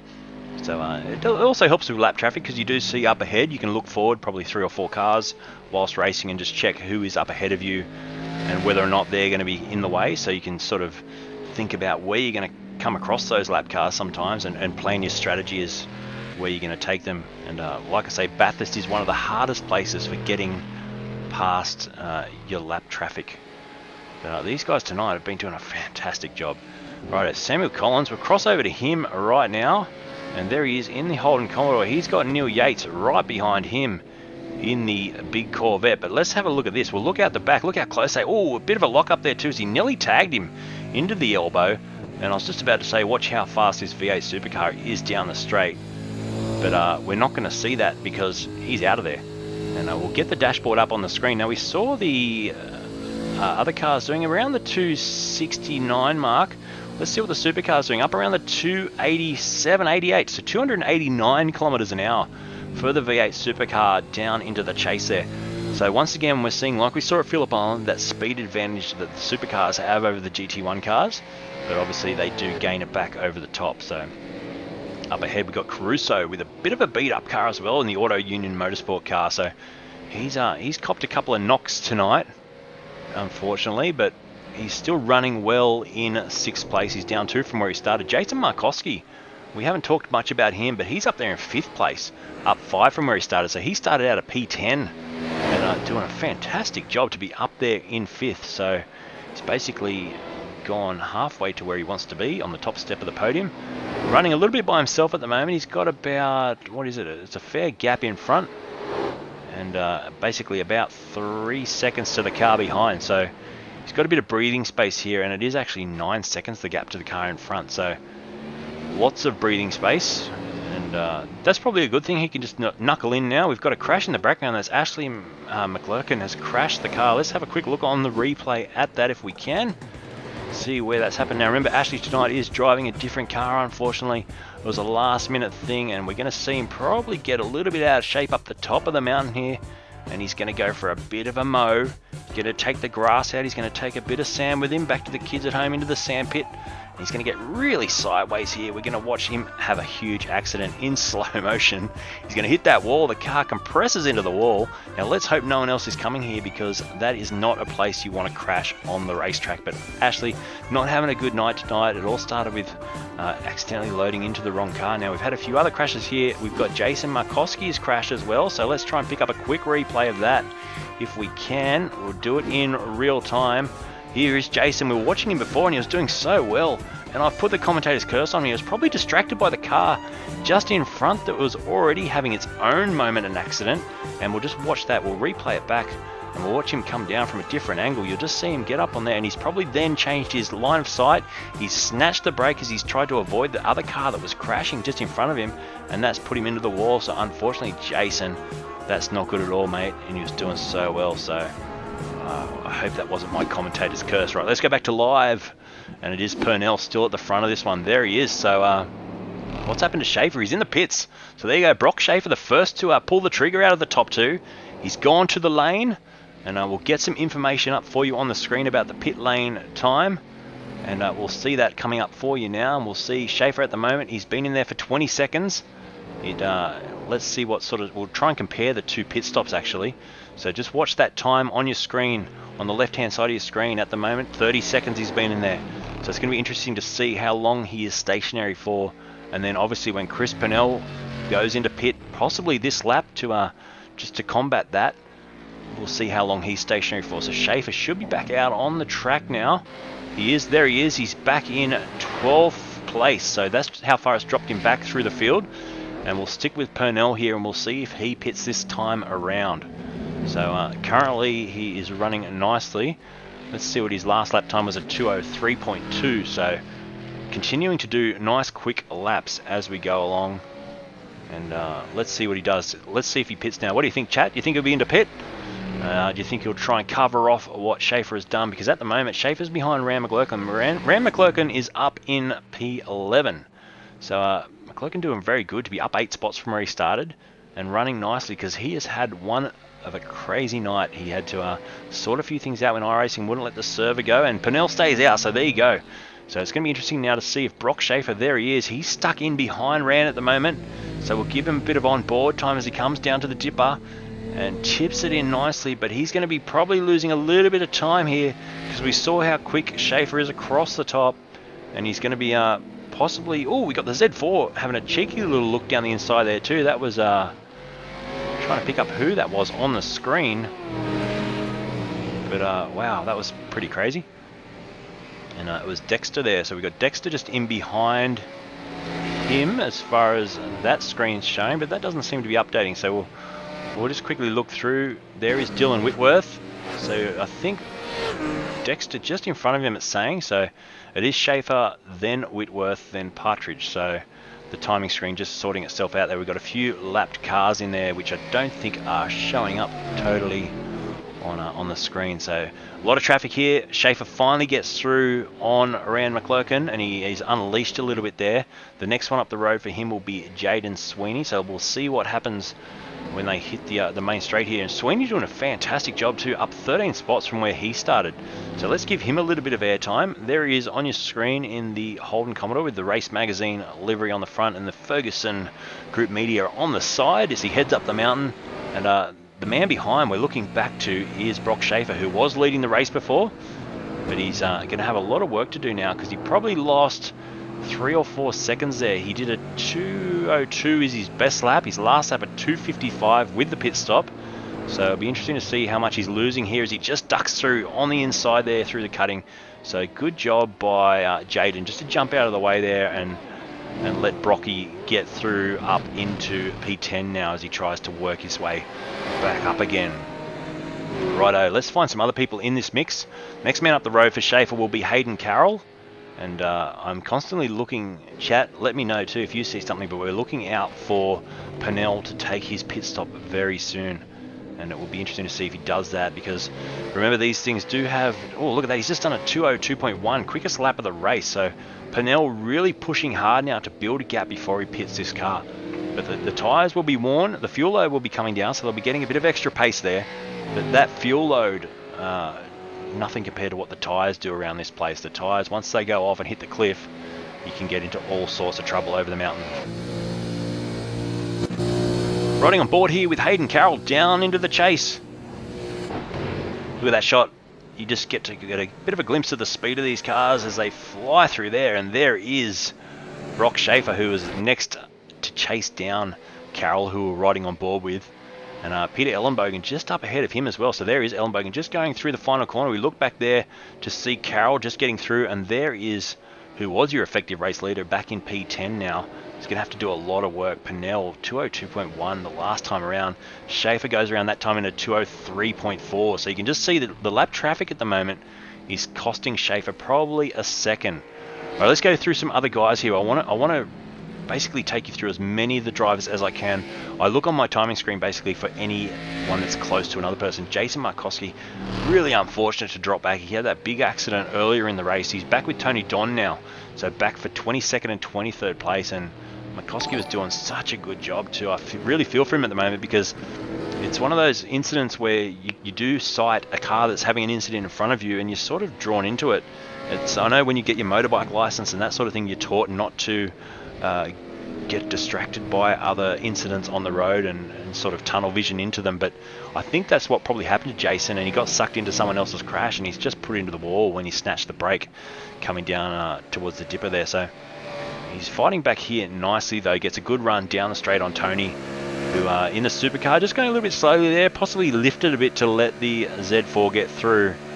But yeah, look at that, he's working his way back up, but he has had that unfortunate race so far with that incident. Pretty bent car there for Dean Cam. He's back in 19th place, and I'll flick through a couple of these drivers.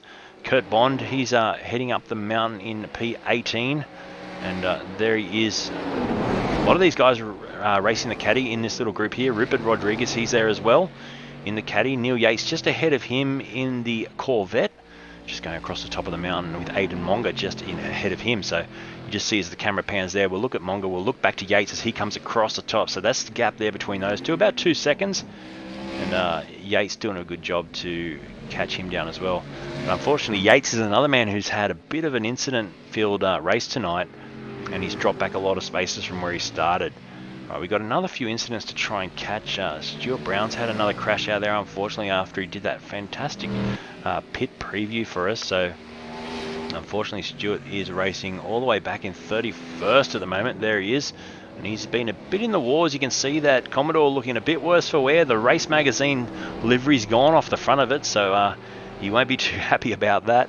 Dean Camster's had an incident, so we'll just try and pick up that on a replay if we can and work out where that crash was. We'll go to a Moto Shop replay and check that out in real time. It's across the top of the mountain, so what's happened here is he got that out of shape as he goes over Skyline. Let's have a look. He's going to come down and locks the rears and puts it into the fence, so unfortunately, I think he'll probably eject the car there back to the pits. No, he stays there. So good job by Dean to try and recover. No, he does eject it in the end. So yeah, unfortunately. We'll go back to live. Who's running on last, John said. Well, unfortunately, it's Andrew Rhodes Anderson at the moment back at the back of this one. Tim Hedwood's in the pits at the back as well, so those guys not having the best of evenings. Jordan Caruso's now up in the lead. Chris Purnell does pit by the looks of things. He's 16 seconds off the lead, and there you go. So Purnell ends up coming into the pits. We'll see if we can bring up what the pit times were for you, and I can do that. It just takes me a little while as I'm doing 1,000 other things at once here to try and show you that, but we have had Purnell pit now. So first of all, I'll bring up the pit count for you. And we can see on the side of the screen now as that comes up, we'll see what lap they pitted on. So Purnell coming in on lap 11, the previous lap, obviously. Now running against someone like Brocky Schaefer there, who is currently in P5. He pitted on lap 8, so 3 laps the difference between the tyres there on those cars. So it will be interesting to see if that comes into it, a little bit of tyre management. And Schaefer might find it a little bit hard towards the end of this stint, and he'll try and even it out. Brock Schaefer's had a crash according to my screen. Let's try and pick that up on a replay if we can, because unfortunately I think he has had an incident somewhere there. Let's go to a quick replay. So looking at Schaefer, is down into the chase. What happened here? Oh, he just disappeared, and he does get the back out of shape, and he goes around, loops it around. So Brocky Schaefer pushing very hard to try and catch up there, and unfortunately he's done a big loop around. I think he's going to get the car going again, but we'll look from overhead. You'll see from the chopper cam as we look down, he's going to try and recover the car. He spins it around on the grass, doesn't want to get bogged in that sand pit, and he gets it running again, but wow, that's going to cost him big time. So Schaefer now, he's dropped all the way back down to P10. So wow, let's go back to live, because like I said, the pressure maybe he's just in that traffic, and he's actually back in the pits. So I'm not sure what's happened there, if he's bombed it for the night and he's parked it. We'll find out hopefully soon what's happened there with Brock. Possibly drove it into the pits and he's just taking his next pit stop. They do have to do 2 compulsory pit stops tonight, and he can easily run to the end of the race from there. So we've got someone saying hello from America. Jump on the chat, everyone. Just do a quick chat thing for me. If everyone on the chat could just tell me where you're watching from tonight, post that in the comments, and it'll be fantastic. I'll read as many out as I can, and let us know where you're watching from tonight, and I'll do the very quick read through as we stick with, that is Caruso in the lead of this race, coming down Conrod Straight. So we've got America, we've got Sushi from Australia, we've got Norway tuning in tonight. Thank you for tuning in from Norway. That's fantastic. And I'll keep reading through them as I come. Dirty Mexican from Melbourne, there you go. South Australia for Mitchell. So Gavin, Gavin's from Australia, my dude. Very nice. There was ACS Split is from Melbourne. Watching from England, Alan Featherston. So nice to have you watching, Alan.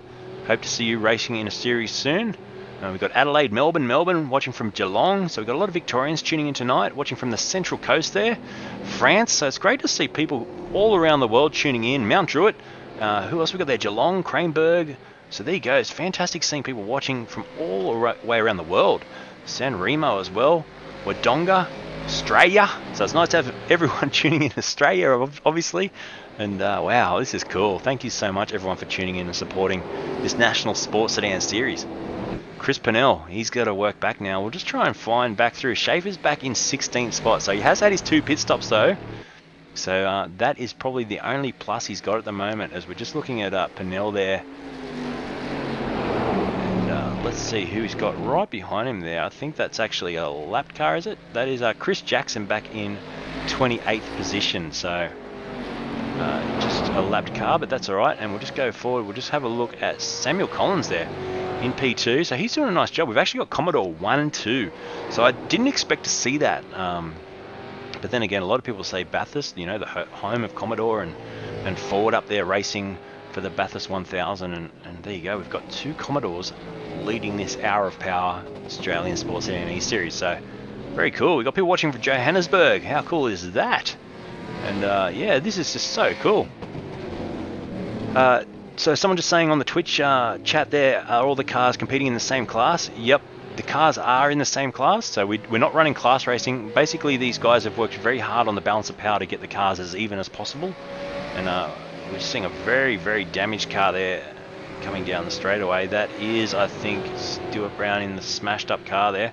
But yeah, look at that. We've got Samuel Collins doing a good job in P2. But yeah, all cars running in the same class here tonight, the sports sedan class. And that is the idea of the series, to try and balance the power out and to the best of their ability. It does take a lot of work, and a big shout out to the guys running this series, Rand and Miles and the other guys. They put in a lot of time to get that balance of power as close as possible.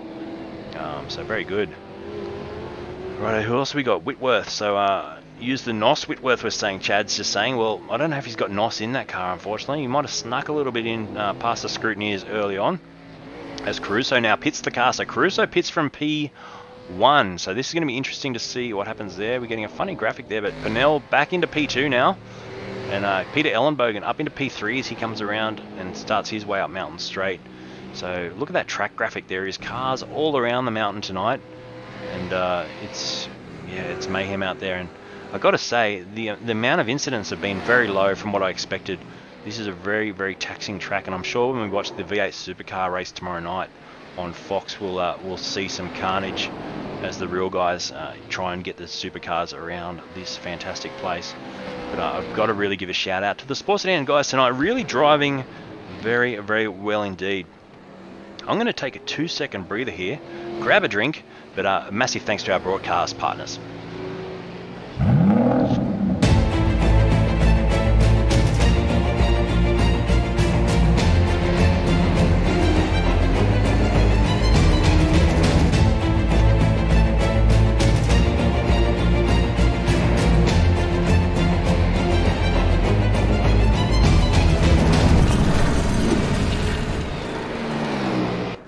Righto, that's my break done and dusted halfway through this race tonight, and we are 31 minutes into this 1 hour of power. And yeah, hats off to Rand. He's done a fantastic job on the intro video. We're just seeing that in the chat, and all the guys, Stuart Brown putting a fantastic effort on the lap preview as well. And just to get this all together tonight with the issues with the iRacing server earlier on, it was pretty crazy and a lot of stress. We are running a bit late on the schedule, but that's alright because we're out there racing, and that's the main thing. Alright, let's look through. Chat, let me know who you want to see up on your screen, and I'll try and catch up with all the action. Dion Phillips is in a bit of a battle here. We'll ride with him. He's got Pickett in front of him, who's got the nice, clean-looking car now. And we did see Josh earlier with a very beat-up Holden Commodore. He's had that cleaned up. So Collins in the pits now from P2. And we're just seeing Phillips chasing down Pickett here. And let's see what he can do, especially next time over the mountain. We'll probably jump and watch a bit of Josh Pickett here, because this Holden Commodore is super quick on the straights. And yeah, we'll get a bit of Don up there on the screen for you too, Mitchell. And I'm just trying to read through some more of the chat comments to see who else you want to see live on your screen. But right on board with the Holden Commodore up Mountain Straight, and you'll see, like I've said all night, the power difference between it and the Aston Martin behind it of Dion Phillips. So you'll see Pickett pull away here, but I can guarantee, what is it, almost a second the gap at the moment. I can guarantee by the time we get to the top of the mountain and over Skyline, I think you'll find Phillips is right on his tail. So the gap at the moment, 1.4 seconds. So just keep that in the back of your minds, chat, and we'll read that gap out again when we get to Skyline. So 1.4 seconds, but you watch this Aston Martin now come into its own over the top and hopefully catch up. Philip Crompton has had a crash in the back play. We'll try and bring that for you in a second, and I will bring a quick replay of that, but I do want to ride through with these guys all the way to Skyline, because that gap's already down to 1 second. So it was 1.4 seconds. It's down to a second now. and it's under a second now, so 9/10. You can see this is where this car is strong. The Aston Martin really starts to pull in and catch up to the V8 Supercar across the top of the mountain, down through here, through the S's into the dipper. It's down to 5/10 everyone, so that's what I'm talking about. The difference between these cars is balanced out nicely in different parts of the circuit. And we're going to ride down here into Forest Elbow. He's going to be able to close right up onto the back of him. We've got the lap car in there as well, just getting out of the way nicely. We're right on board with Phillips, and this is where, oh, he gets balked there. So the car in front, that was Pickett, getting a big balk there from the lap car. That's going to help our Phillips. So Phillips is going to get a nice tow here, although that V8 Supercar just gets the power down, and you see how quick it is in a straight line as it comes down towards the chase here. And look at that. So you can just see the power of the V8 Supercar once again pulling the gap out to about 8/10, but it did get right down to about 2/10. So it just goes to show that balance of power that I was talking about. Pickett with a big wiggle there off the corner. Now Philip Crompton, I'll just go back and review his crash quickly. We'll see what happened there in the back play. So watching it live now. Oh, sorry, watching the replay. Oh, did he get hit by the other car? I think he might have. So there's a bit of a miscommunication there. I think he tried to get out of the way, and in the end it's just a graze. So luckily it wasn't a huge incident, but he's going to pull over to the edge of the circuit and unfortunately back out of the car. So there you go. That was a quick replay, which didn't hold a lot of action. Brody Scott's had a smash, so let's quickly have a replay of that as well. We'll go to that now, and we'll see if we can find out what's happened to Brody. So just going over Skyline, let's see if he drops it. He does. He drops the back out of it, and then he gets a tag there from Whitworth, I think it is. Backs it into the fence, and let's hope no one else hits him there, because that car looks a bit worse for wear, doesn't it? That's our first wrecking ball moment of the evening, unfortunately for him. We'll go back to live, and we'll try and pick up the leaders for you. There we are. So it is Purnell. He's been quick, hasn't he? And he did stop on lap 11, so we're just looking through the chart. Pickett stopped on lap 3, so his tyres are going to be really starting to hurt now. 35 minutes into this race, and still a long way to go. 25 minutes around here, you've got to keep your concentration right there, because it's so easy to drop it. And looking at Pickett now, he is racing his little heart out. Miles Bond just behind him, 2 seconds behind. We'll just look back up the track. There is Miles, so he's chasing him down. Caruso just further behind him, chasing down Miles Bond. So all these guys not too far apart. So we'll just have a quick look through the camera angles here as we go to Bond. Then we look back to Caruso, and Samuel Collins not too far back as well, about 9 seconds off the pace of these guys.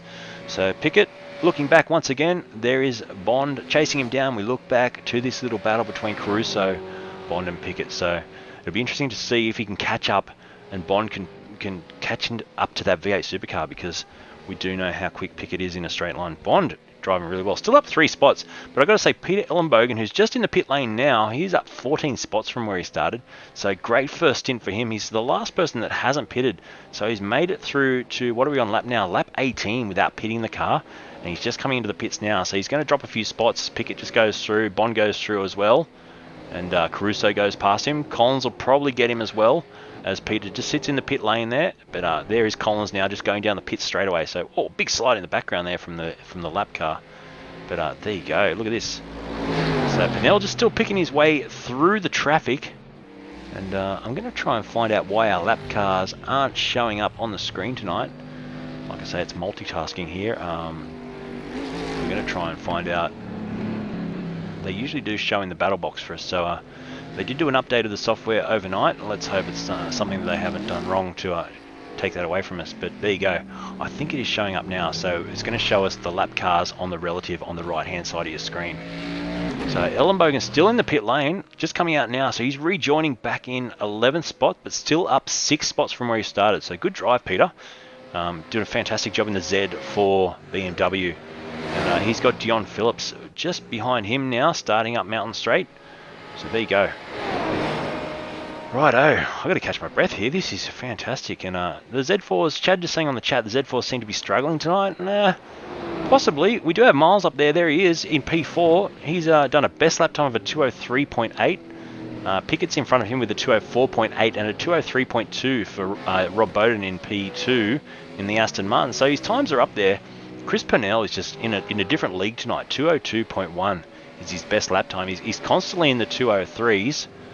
We might bring up some graphics for you just to show the difference in lap speed between some of the drivers as we get a bit of traffic down there into the chase. That's never good.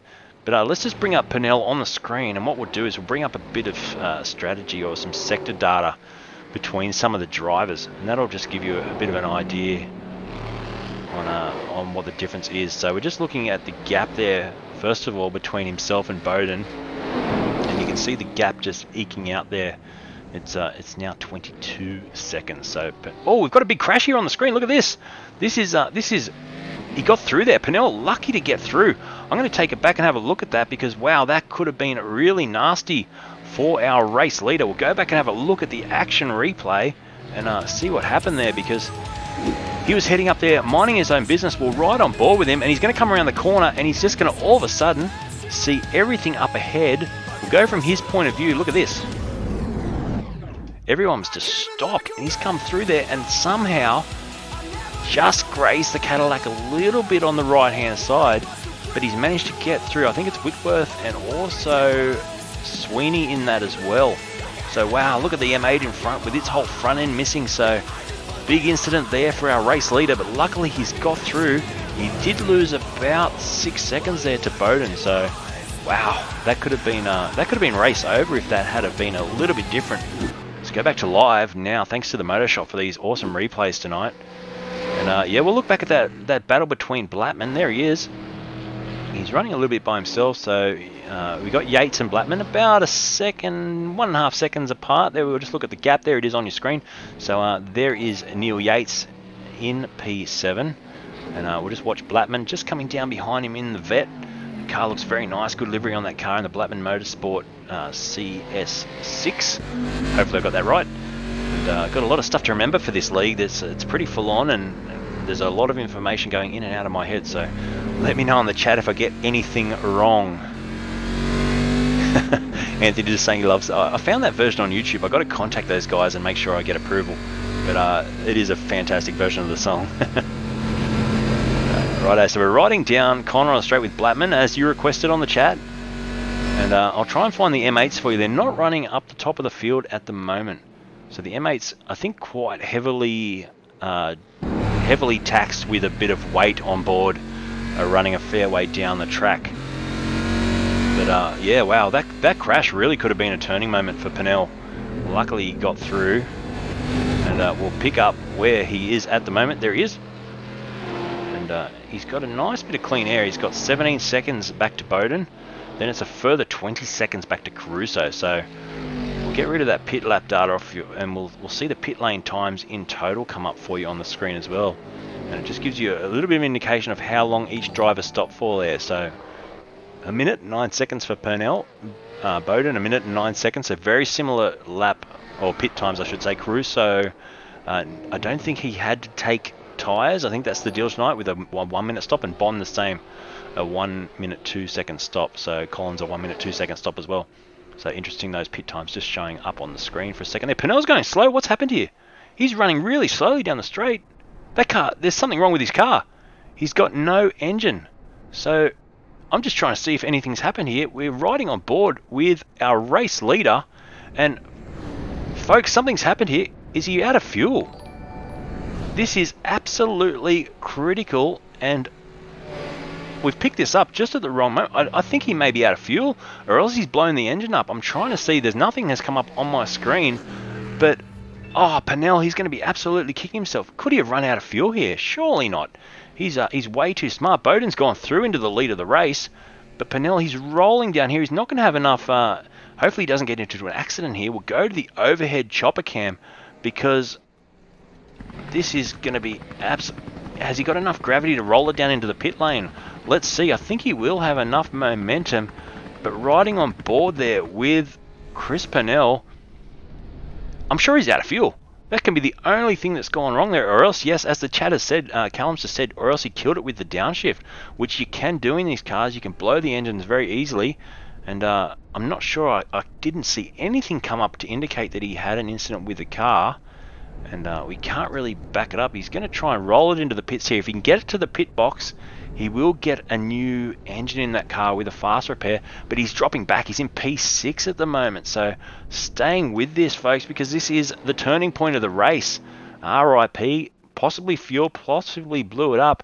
We're not going to know. He's shaking the car like it's out of fuel. So I reckon he's run out of fuel here. And you can just see him wiggling the car side to side like you do in a real race car if it's a bit low and you're trying to get a bit of extra pickup in the tank. But wow, this is absolutely critical. We'll stick with it. We'll see if he can get it into the pits. He's going to morph through the other car there. And there you go. So wow, look at that. He's in the pit lane, and Brock Schaefer's in the pits too. So what's happened with Brock? He's possibly just having his second pit stop, but wow. We'll leave that. We'll go back to the front. Bowden now leading this race from Caruso. So it's all changed up the front, and isn't that incredible? So we thought Purnell had it in the bag, and all of a sudden he is out of this one, in the pit lane, out of fuel, I think by the looks of it. And I'm just trying to see through the field to see where Schaefer is, if he's still in the pits too. He's on the Purnell's on the pit exit, so Purnell's got it going again. He's just coming out of the pits now, so he's got that thing fired up again. I'm pretty sure he's out of fuel. We will talk to him later on. And yeah, Bathurst never stops giving. I'm being told in the chat there, and it's totally true. As he's underway now and up to speed, but wow, he's got Aiden Monga just trailing him there. Now I'm trying to find out what is going on with Brock Schaefer. He's still in the pit lane, so I think he might have parked it, folks. We'll go back to the front, because putting a lap on him now is Rob Bowden leading this one. And Rob's going to be absolutely wrapped with this. He hasn't been given the race lead here, but I've got to say Purnell has made either a big mistake there by running out of fuel, or Brock's out of the race, I'm being told on the chat. But yeah, we'll have to find out with Chris later what actually happened there, if he blew the engine with the downshift. But he definitely had to roll that the whole way down Conroe Straight and roll it into the pits to get a quick repair there. So wow, things have changed up now, haven't they? We've got Jordan Caruso. He's 19 seconds off the lead at the moment in P2. And Samuel Collins in P3. He's just starting up Mountain Straight as well. We're going to look through for some battles. Colin Smith's having a bit of a battle at the moment. There he is. So he's currently running just behind Jaden Sweeney. So we'll look out the back of Sweeney's car, and we'll see if Colin Smith here can put a move on. I don't think he'll be able to catch him across here. It's the V8 Supercar versus the Cadillac. But Jaden doing a good job tonight to get this car around quite clean. It's got a few scratches down the side of it, but Ferguson Group Media logo's still there, and the race magazine's still there, so Stuart will be happy about that. But wow, look at that. This has been action aplenty. Miles Bond, he's up in P7, whereas he's chasing down Peter Ellenbogen. So just going up there, we've got two Z4s there side by side as we head up the mountain. And that's a lapped car. He just gets past him there, so nice job. That was Dexter just lifting out of the throttle a little bit and letting Bond go up in front. And wow, crazy, crazy, crazy. The 22 car of Blattman, we're getting a fair few people on the chat. Give him a shout. But I'll tell you what, that's Purnell chasing him down already. So we'll just look out the back, and you're going to see that green machine pop over the crest of the hill, and that is Chris Purnell. And I'm not sure why Brock's out of the race. We'll have to get a bit of an interview with him. I'm not sure if I want to drag him out of the chat into here. I may do it. I may just do it and see if he'll give us a quick chat. Sometimes the drivers don't like that, but I'll just try quickly and get Brock on the line. So just stand by, everyone, as I try and drag him down into the chat. It's not working for me yet. We'll get there eventually. Here we go. All right. Brock, it's Luke on the broadcast, mate. Do you mind having a quick chat with us? Or if you don't want to chat, just let me know. Are you there, Brocky? No, we haven't got him, so he's not talking to us. We'll just stick with it for 1 sec. Brock, can you hear me at all? We're just live on the broadcast here. Trying to have a quick chat with you if we can. If not, I'm going to drop him back in the room. So, mate, welcome to come back and chat with us anytime. We'd love to hear what's happened to you in the race tonight. So that was, I was just trying to talk to Brock. He's still sitting in the race room. These guys do sit in a race room where they can chat to each other if need be. But he doesn't want to talk by the sounds of things. We've got a bit of action here because this is for position. This is for 8th position. Chris Purnell putting a move here on Blattman. And he's going to go through down into this little sweeper into the chase. Side by side as they go through, and Purnell gets the job done on Blattman. Hard on the brakes. And does he get it stopped? He does. Hits his apex nicely. And he'll go around under the bridge here. So the two Corvettes there running in 8th and 9th place at the moment. So wow, I won't send him a text. Dyson just saying send him a text. I won't I think he might have been taken out, Peter's saying, so he's probably pretty unhappy. If he wants to, if someone wants to text him and tell him to have a chat with me, he can jump into the broadcast room and we'll have a quick chat. John, I won't read that out, but that could be a possibility as well. So loving the chat, giving me a laugh as always. And Pennell, what have we got? 12 minutes to go in this race. Can he get up any higher? Next man up the road, Miles Bond, who is a fair way up the hill at the moment. He's on the back of Peter Ellenbogen. So we're just looking at these two guys here. There is that battle. And Pete's doing a great job tonight. Look at this. P6, he'll be stoked. He's up 11 spots from where he started. He's going to have a lot of pressure here from Miles Bond because Bond, he's a very quick man around the mountain. Looking at the quickest lap times here, the quickest for Bond is a 2:03, a 2:05 for Ellenbogen. But you know what? Ellenbogen's hanging on here as we go down through the S's and down where you can have some huge accidents down here into Forest Elbow. But these guys, I got to say, and the chat's got to agree with me, these guys have been driving so well tonight. Miles Bond is on the flashing lights there, saying to Pete, hey, listen, I'm coming for you. And he's going to pull out of the slipstream here. He pulls out a little bit early of the slipstream, but he's going to get a run here. A bit of a side draft down Conroe Straight. 1.9 kilometres of full throttle action. They're going to come flying down here side by side. Who's going to lift? He flashes the headlights for the cameras. I think that's a bit of showmanship there from Bond. And Miles Bond takes another spot up into P6 now. But Ellenbogen up still 10 spots in P7. He's got to be wrapped with that drive. He's going to have Pennell, though, on his tail very soon. Righto. It's gaps aplenty. We're going to go through the field and look at some other guys. We've got Neil Yates in a bit of a battle here with Monger at the moment. So there is these guys I'm just chatting about. And they're just under brakes there. You can just see the Corvette doing a better job than the Z4 under brakes. We're right on board for a second with the Z4 driver of Aidan Monger. Hard on the brake. Boy, he really braked in there late, didn't he? He's going to run a little bit wide because of that. You just see, didn't get a good apex, and that's cost him a fair bit of time as we come onto the pit straight.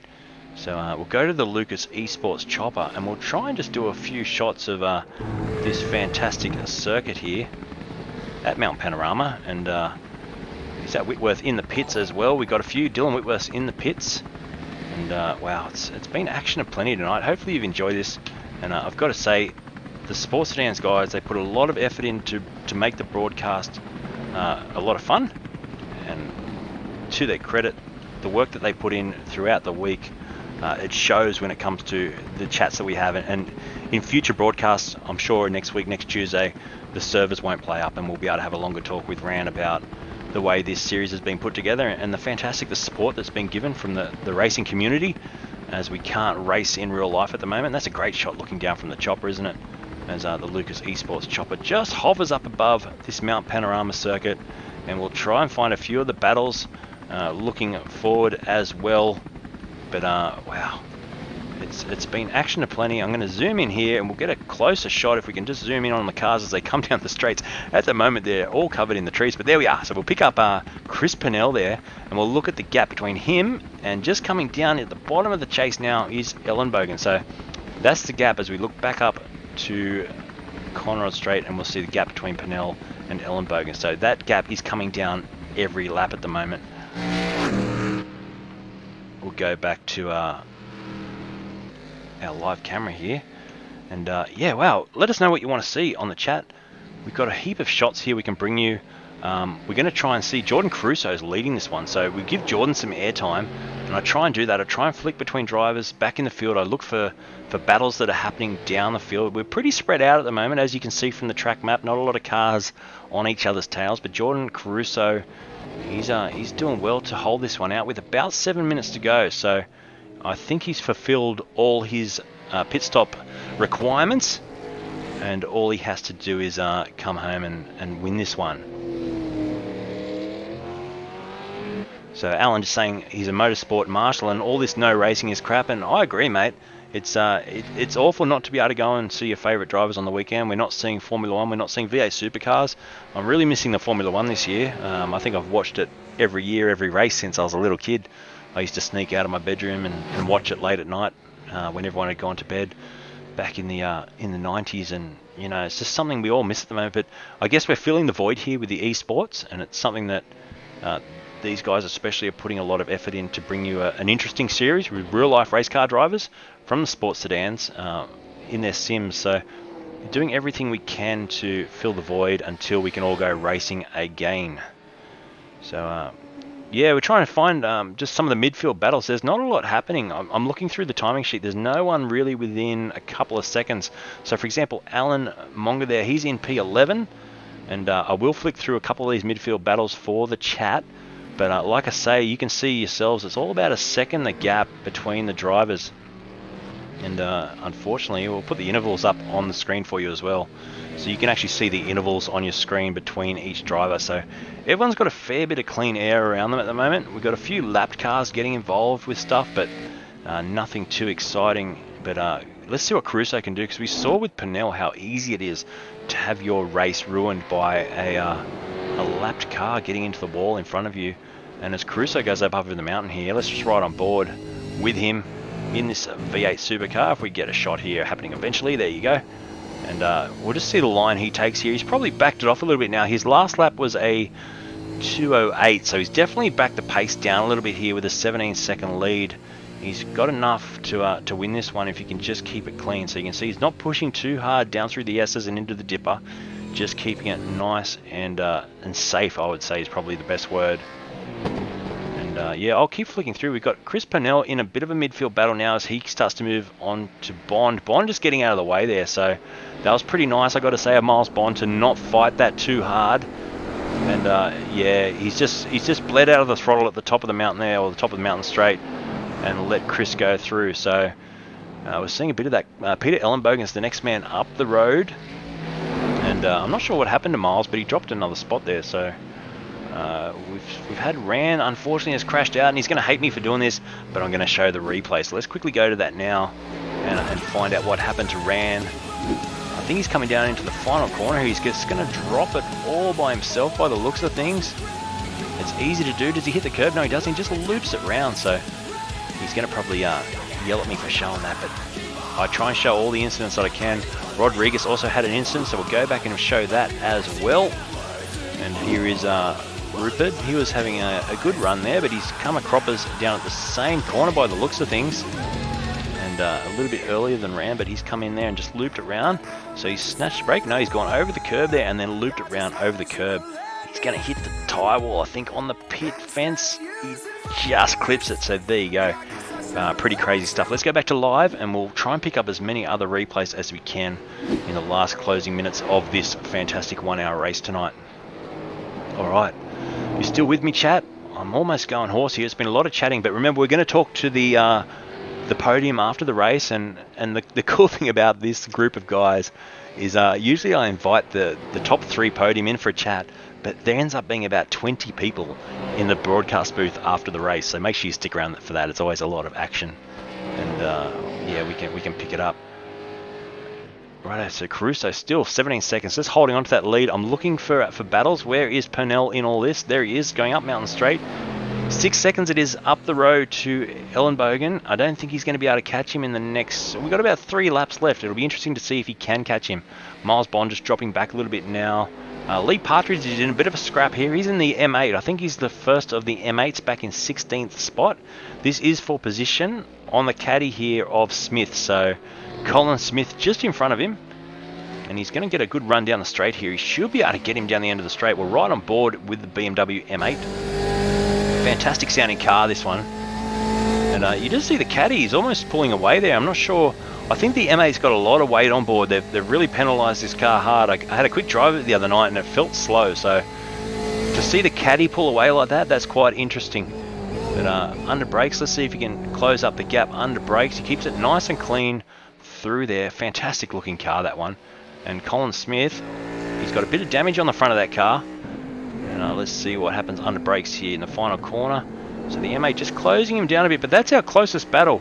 We got Curtis Dexter, this little battle here for P17 as well. So we got Kurt Bond just in front. Once again, another Cadillac and a BMW Z4 of Dexter just in behind him.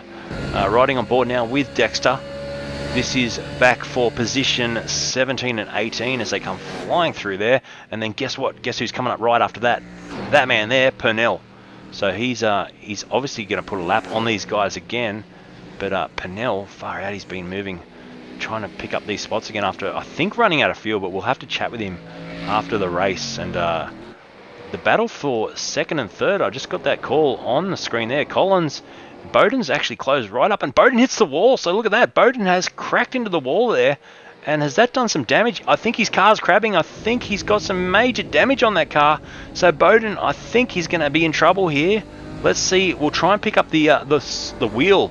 You can often see if the wheel's out of kilter, that means he's hit that wall and pushed the steering out of whack. And by the looks of things, the way that car's shaking around, he's done some serious damage to that car. So unfortunately, Bowden, he was just about to put a move there on Samuel Collins for P2. And wow, that's unfortunate, isn't it? So he's got a real shake and rattle and roll all the way back to the pits here. Possibly try and stay out. What's he got? 10 seconds back to Pickett, another 10 seconds back to Phillips. So he'll possibly try and just keep the car out there and get it back to the end of this race now. Lee Partridge back in 15th. He's got a bit of a battle here. He's ended up getting past Smith, so good job, Partridge. We might just ride on board with him for a little bit. You can just see there, as we flick to the onboard, we do get a little shot there as flying past us goes the Cadillac. Now what's going to happen here? We're going to get a view as he goes for the pass. We can't see much on that view, can we? But he hangs on to that, and you can just see in the left mirror there, all over the back, this caddy will stay on board with this race cam action here, because he's going to try and put a move on him, possibly down into the final corner. No, he sticks with him. Fantastic view, this one. You can see what the driver would be seeing in the sim on their revision mirror, which is actually a screen in these modern day cars. And a nice bit of work there to pick up that. iRacing does a good job at modelling that. So a bit of onboard there in the BMW M8. That was Lee Partridge, and he's in a final battle there. But we are just hitting the 1 hour mark now. So let's go to our race leader, Caruso. Now it is a 1 hour race, so we possibly get one more lap. We're not going to find out. Usually it means the final lap would happen once after the hour finishes, but we will see how that's called. Sometimes it gives me a surprise, so I'll probably call this like it's the last lap. And Caruso at the moment 19 seconds ahead of Collins. Bowden, where is he? He's hanging on there with a bent car, so he stayed out. He's actually not doing too bad. He's dropped about 5 seconds off the back, but Pickett could well pick him off here, because Josh Pickett is not far back and catching very quickly. So there you go. We are with Caruso, though. He just drops it down the dipper for, I think, the last time here. We're on lap 29, 1 hour race around this fantastic Mount Panorama circuit. And it just shows you the pace of this race, too. 29 laps in an hour. They have been cooking. They have not been slouching around, these guys. Remember, after the race, too, we'll bring you all the action from the replays as we have a good chat with the guys from the series and the podium, of course. Caruso, though, this is the final time. He's just coming down into the chase for the last time. We'll look at him from the Lucas Esports Chopper Cam. If you want to sponsor our Chopper Cam, that is still a broadcast partner available for that. And I want to thank all our broadcast partners for doing a fantastic job supporting me with this little network. And Caruso, hands down, fantastic drive here tonight. He's going to come home and take this one out. We're going to get the checkered flag here. The checkered flag's waving. Gives it a little bit of sideways action over the start-finish line. And Jordan Caruso is your race winner of this Hour of Power for the National Australian Sports Sedan E-Series tonight.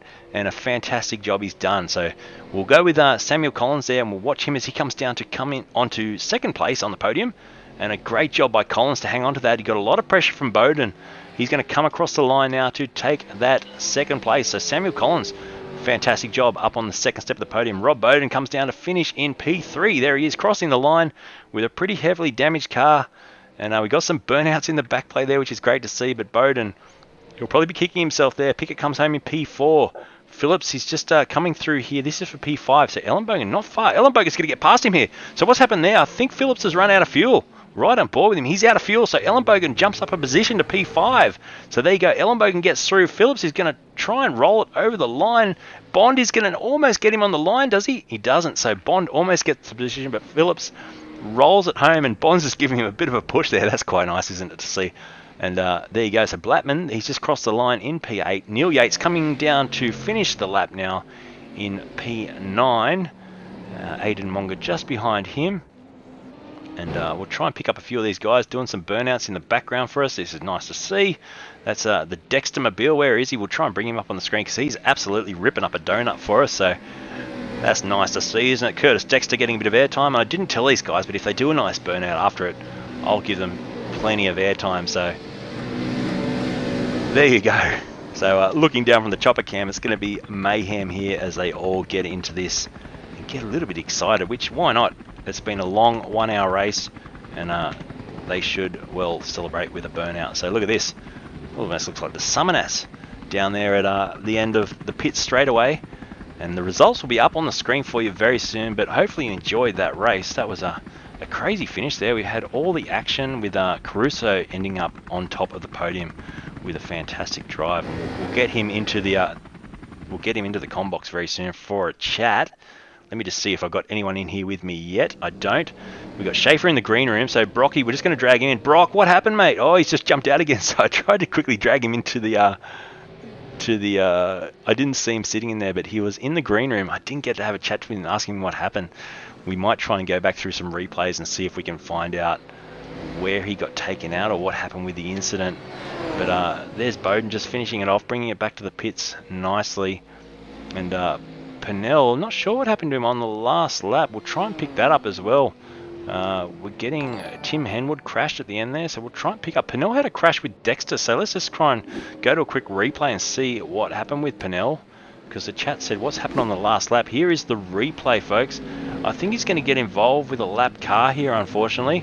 He just dropped it by himself, so it was all by himself, and then Dexter gave him a bit of a tag as he came through.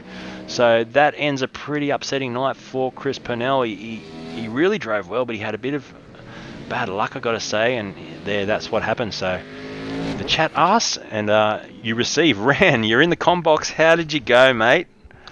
Look, I didn't do fantastic, but I finished the race. I only had one off, so that was good. I ended up in 19th, so I don't know. It was difficult. So the Corvettes, we had to stop twice and take tyres, which I think for the front guys probably pulled them back by a look at the results. But for us mid-pack guys, it really hurt against the cars that didn't need to do that. But that is what it is. So I'm happy I got through the race. I missed the first lap incidences. It looks like there was a few crashes. There was a couple, but overall the guys drove really well. And just quickly, the results are just coming up on the screen now for the Hour of Power race here tonight, brought to you by Ferguson Group Media. And Jordan Caruso with the top step there, 19-second lead over Samuel Collins coming home in P2 and Rob Bowden P3. So good podium there. Yeah, that's pretty. Look, you know, it shows that the supercars, maybe we've parodied the GT cars back a little bit too much, maybe, but that's great. Jordan's a really good driver, and so is Samuel as well. I don't know too much about Rob, but I know that he's very quick. But the front two guys race for real, and they're both very quick in their cars. Yeah, and we saw a few guys like, just let me quickly fix a few things here, but we saw an unfortunate night there for Pennell. He had some incidents with lap cars. He was super quick all night, but in the end there, he's come home a fair way off the podium. Yeah, I'm not sure what happened there. I saw him also limping back down the straight at one point. I thought he was out of fuel, but maybe he'd come. Oh, no, he did.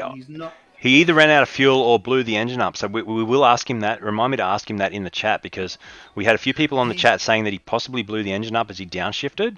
But it sounded to me like he was out of fuel, and he was shaking the car like you would in real life if you're out of fuel. Yeah, he's not actually still in the chat, so I think maybe he's called it a night. Now, do you know what happened to Brocky Schaefer? We tried to get him in the chat, but I think he may have had an incident. He was possibly taken out.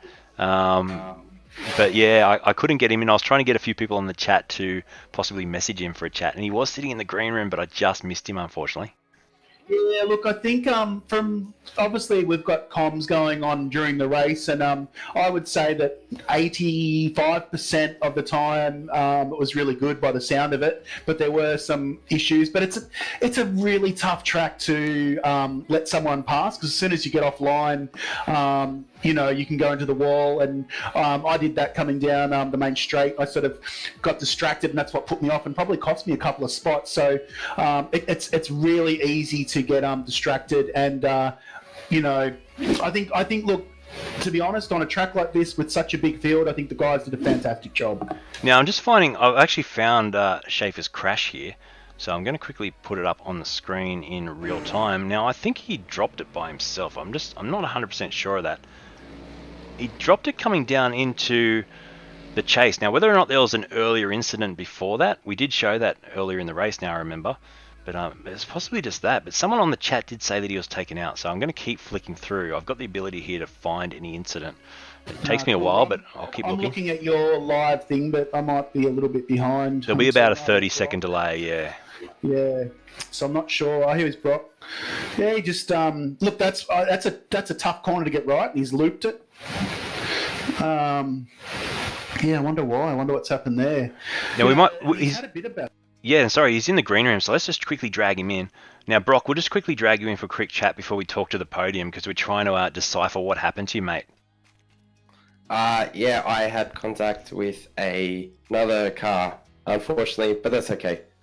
I'll have to scroll back to find that a bit further. I think we're just watching you drop it into the chase. I think that may have been after the incident, is that right? Yeah, so I had a bit of damage at that point. I was just sort of cruising around, but the lap where I pitted when Chris was hunting me down, I came across another car and we had contact, but that's okay, that's racing. That's right, mate. Unlucky, you'll get back there next time, but we do have our podium in the room now, so I do want to try and get them to have a quick chat with us if they can. Jordan Caruso, are you there? No, he's not.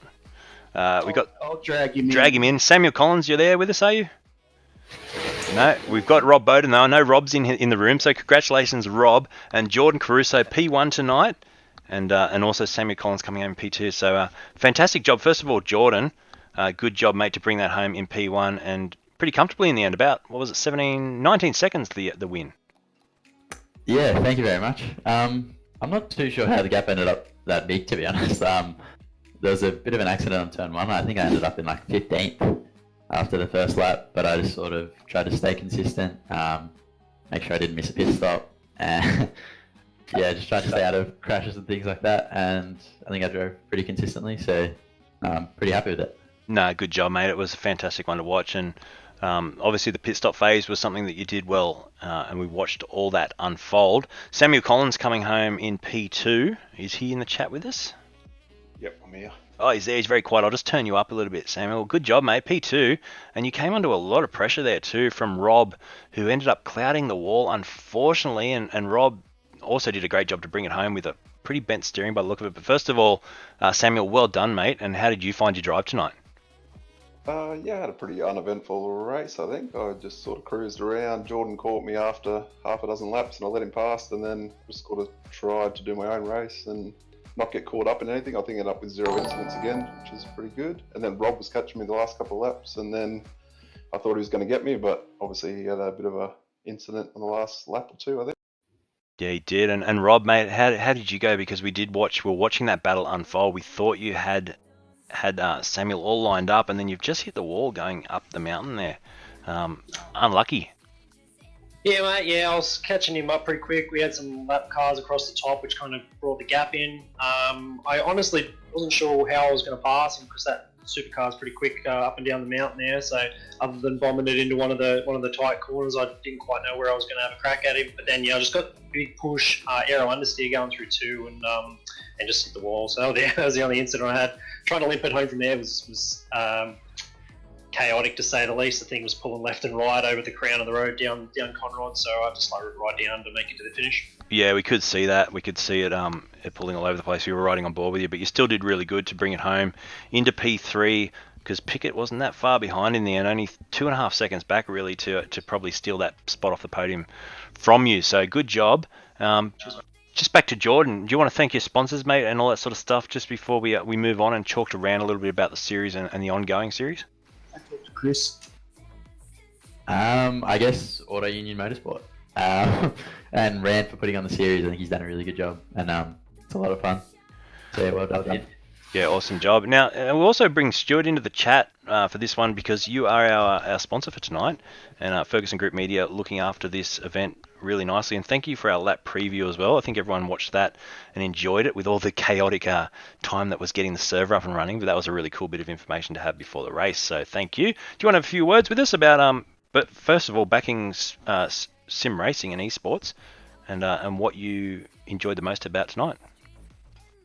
Yeah, well, the second part of that question is certainly going to be a lot shorter than the first part. There, I copped a lot of bad luck this race, but that's motorsport. That happens in real life. It happens in sim racing. So it was a really clean race. Other than that, I think everyone did extremely well given the track and the circumstances, and the chat across the Discord was really good. Everyone had a lot of respect, and yeah, great race. Hopefully, everyone enjoyed the show. Yeah, look, I'm massively proud to be able to help out your channel, and certainly this Ran has done a fantastic job, and so has Miles in putting all this together, and I'm fortunate enough to be in a position to help out a little bit to cover some of the costs for you guys to put this on. So it's a massively quick growing sport, as you've experienced with your channel, particularly because of people being stuck at home, but I think more so as well. It was always going to happen. It's just this has escalated it. So, and it's really good that we've got some real time races on here as well. And next season is going to get stronger as well. So, yeah, I'm fortunate and thankful that I've been given the opportunity to help out a little bit, but more to help build the sport. No, I really appreciate it, mate. Now, Ran, moving forward, what have we got coming up? We've got 2 more races, and then we're going to have a short break, and then we go to a new series. So let's concentrate on what's still coming up in this series, because it's still alive and well. 2 races to go. Well, could I actually just quickly? I see Chris has joined in the chat. I just would like to hear what's happened with him, if that's okay. Oh, definitely. Yep. Yeah, Chris. What happened, buddy? I had a issue with my downshift on my wheel. It double shifted into Skyline and popped the motor. So I had to kind of cruise around on the clutch in second gear the whole way to the pits. There you go. So the chat was right in the end, because the chat picked that you'd done a downshift and blown the motor up. We watched you roll all the way to the pit lane. And yeah, well, I thought it would be quicker than stopping and towing. I thought I'd take the risk with it, but yeah, as I just turned in, I shifted once and the thing went da-da, and that was it. It just detonated on itself, and then drove like an idiot trying to catch back up and crashed on the last lap. So it is what it is. It's racing. I'll just bounce back to the next one. That's it, mate. And I think you were the fastest man out there on lap time alone. So if that's any consolation, you can take that away from this one. Really, to be honest with you. It is what it is. You know, I think it would have been a pretty close battle between me and Jordan right at the end there, but yeah, it's racing, man. I'll look forward to the next one. If any sponsors want to shout me a new wheel, that'd be great. Very good. Yeah, so well, that's disappointing for Chris. Yeah, so he's been doing a lot of driver training, by the way, with a few of us. So thanks to Chris for that as well. He's definitely bringing some of us guys that are a bit further back slowly up through the field with some advice and some driver training, just like you do in real life. So yeah, we're off to Japan next. So that's on Tuesday night. So it'll be a completely different circuit. It's a very tight track. And then we've got Phillip Island, which we're doing. And I suppose in real sports sedans, we do a thing called the 50k plate at the end of each year at Phillip Island. And so we're doing a version of that. We're going to do 50 laps at Phillip Island because 50k is too short, we reckon. That'll be cool. I'm looking forward to that. So Japan, is that the full Suzuka circuit? No, we're doing, what's it called, Tsukuba? Oh, Tsukuba, okay, yep, Tsukuba, sweet. Thank you, yeah, sorry. That's why I said Japan, because I couldn't remember what the hell it was called. So, yeah, we're going to do, I've never actually driven around it. I just thought, hey, that looks exciting. Let's do that track. It's got everyone a bit worried because I've heard it's a bit of a tight old little track. But it could be quite exciting, especially after doing Bathurst. Oh, for sure. It'll be exciting. And then going to Phillip Island, obviously, to finish off the series. That's a track. We'll finish the series. At this stage, we're going to race next Tuesday and Thursday, but I've just got to make sure that everyone knows that. But we'll announce tomorrow whether we're going to do them both in the 1 week. And then whenever we finish this season, we're going to take a 2-week break, and then we're going to come back with a 6-round series. And that'll be like the first official season, I suppose. Like, you know, we're using this season to sort of work out the parity and the bugs, and hopefully iRacing plays nice with us and doesn't shoot us off league sessions like it did today, and push us back a bit. So I do apologise to everybody that tuned in at 7:30 for that. It was a little bit out of our control. So yeah, it does happen. I suppose it happens in real life that sometimes things get pushed back as well. That's right. No, and you dealt with the pressure well to get the session up and running in the end. We had a fantastic race. Basically, I got to say I was pretty proud of everyone not hitting the walls. getting around here within an hour. Basically, most people finished the race, but there wasn't the carnage that I thought. I thought lap 1 was going to be that old cork in the bottle up at the cutting with everyone on their roof. So it was a fantastic job, and once again, Jordan Caruso with a great win, keeping his nose clean. Yeah, look, Jordan doesn't surprise me. I've been lucky enough to spend a little bit of time with Jordan at the track and watch him grow with John Goulet's team in the Audi. And John's a very methodical racer, as in the way he prepares the car and the way that they go racing. And Jordan has slotted in. And for those that don't know, Darren Hossack used to race the Audi and raced with John for a long time. He's the one that sort of got Jordan, recommended Jordan for the drive, and it's definitely been the right choice. And yeah, he's just, if anyone out there has met Jordan, you would never think, and this is not a negative, you'd never think he's like super fast. He's super quiet, very reserved, humble fella, but for some reason that kid in a race car is just bloody quick. So I'm stoked that he's become part of this, and I really appreciate guys like himself and everyone else that races for real who's come across and doing this. No, it's fantastic. I'm just flicking through, trying to show a couple of the incidents around. I think you've just come up on the screen now for the first one, looping it around there onto the main straight. But while you're just chatting here, I will show a couple of the crashes and incidents throughout the race, just for the ones we missed. Because there was a fair bit of action in backplay. Now, I've got to also say, the guys that are driving the caddies were doing a great job tonight. Mate, the caddies, I couldn't mess with them. I was blown away. I think Colin Smith finished up in front of me, and I was super impressed by that, to be honest. So Colin races a Monaro. That's me spinning. I just saw that myself. Colin races a Monaro sports sedan in the National Series, and he has for a long time. And he's a solid competitor. He's been around and competing, and he's got a amazing car. If you ever get a chance, it's a red space frame Monaro, and the fact that Colin's here as well really shows, and he actually said to us, he's like, don't worry too much about parity. He goes, because in the race, keeping your nose clean is going to matter, and it's really paid off for someone like him. I don't think he really gets himself in too much trouble. He's patient, and he does well in that car. Yeah, well, Colin Smith up in 16th, and then Kurt Bond up in 17th. Both caddies running really well. I think Kurt had an incident on the opening lap. I think that was behind me, and around me there was a bit of chaos into turn 1, I believe. I saw some cars spearing across the track. So he may have got caught up in that, Kurt, that is, because he's usually a lot further up. Yeah, right. Well, it was action plenty right through the field, and I'll probably, I'm just flicking through a couple of the crashes here, including one with Sweeney and I think it was Purnell. This is the one we caught live where Chris, I'm not sure if he's still with us in the chat, but he almost got involved in a massive accident with about 6 other cars up in the cutting. He just snuck through there, luckily. So it disappeared as I turned in. It scared the living crap out of me. Yeah, we're just watching it. We're just roof, and I was like, oh, okay. We're just watching it on the screen again now. Actually, I'll just replay it a little bit in real time on board with you, and you'll see the way you come into the action. And yeah, like you say, he was on his roof, and luckily he just disappeared at the last minute, and you've snuck through there. So trying to pick it up. There we are. So we're just riding on board now with you, Chris, as you came up, and then you don't even see any cars, and then you come around the corner, and all of a sudden there's 4 or 5 cars on their roofs. So very lucky to get through that one. That's a rad crash. Like, sorry to everybody. It wasn't really got to it, man. I was like, oh no. It was pretty crazy, and we did pick that up live, so we're just watching it again. We'll watch a couple of shots of it here, and Sweeney involved with Kurt Bond as well. So, and just the way the car started to pile up, and then I saw Chris coming through. I was like, oh no, this is going to be bad. And then he got through there, just touched the caddy, but got away with it nicely. So yeah, there was so much action throughout the field. It was hard because the chat was calling out battles. That's the great thing about the audience that we're pulling in. They're real motorsport fans, and they're actually watching the timing boards. And they're saying, oh, Luke, go get the battle. For 16th, there's a battle. And sure enough, I checked the timing screen, and there's a battle. And it's like, that's really cool that everyone's getting involved like that. Yeah, look, 100%, and we appreciate. Sorry, You're right. I was watching it happen. I'm like, wow, this is exciting. Yeah, look, and big shout out to everybody that's tuning in. It's fantastic that you guys are enjoying it and getting behind it. And this is meant to be a bit of fun for us and a bit of,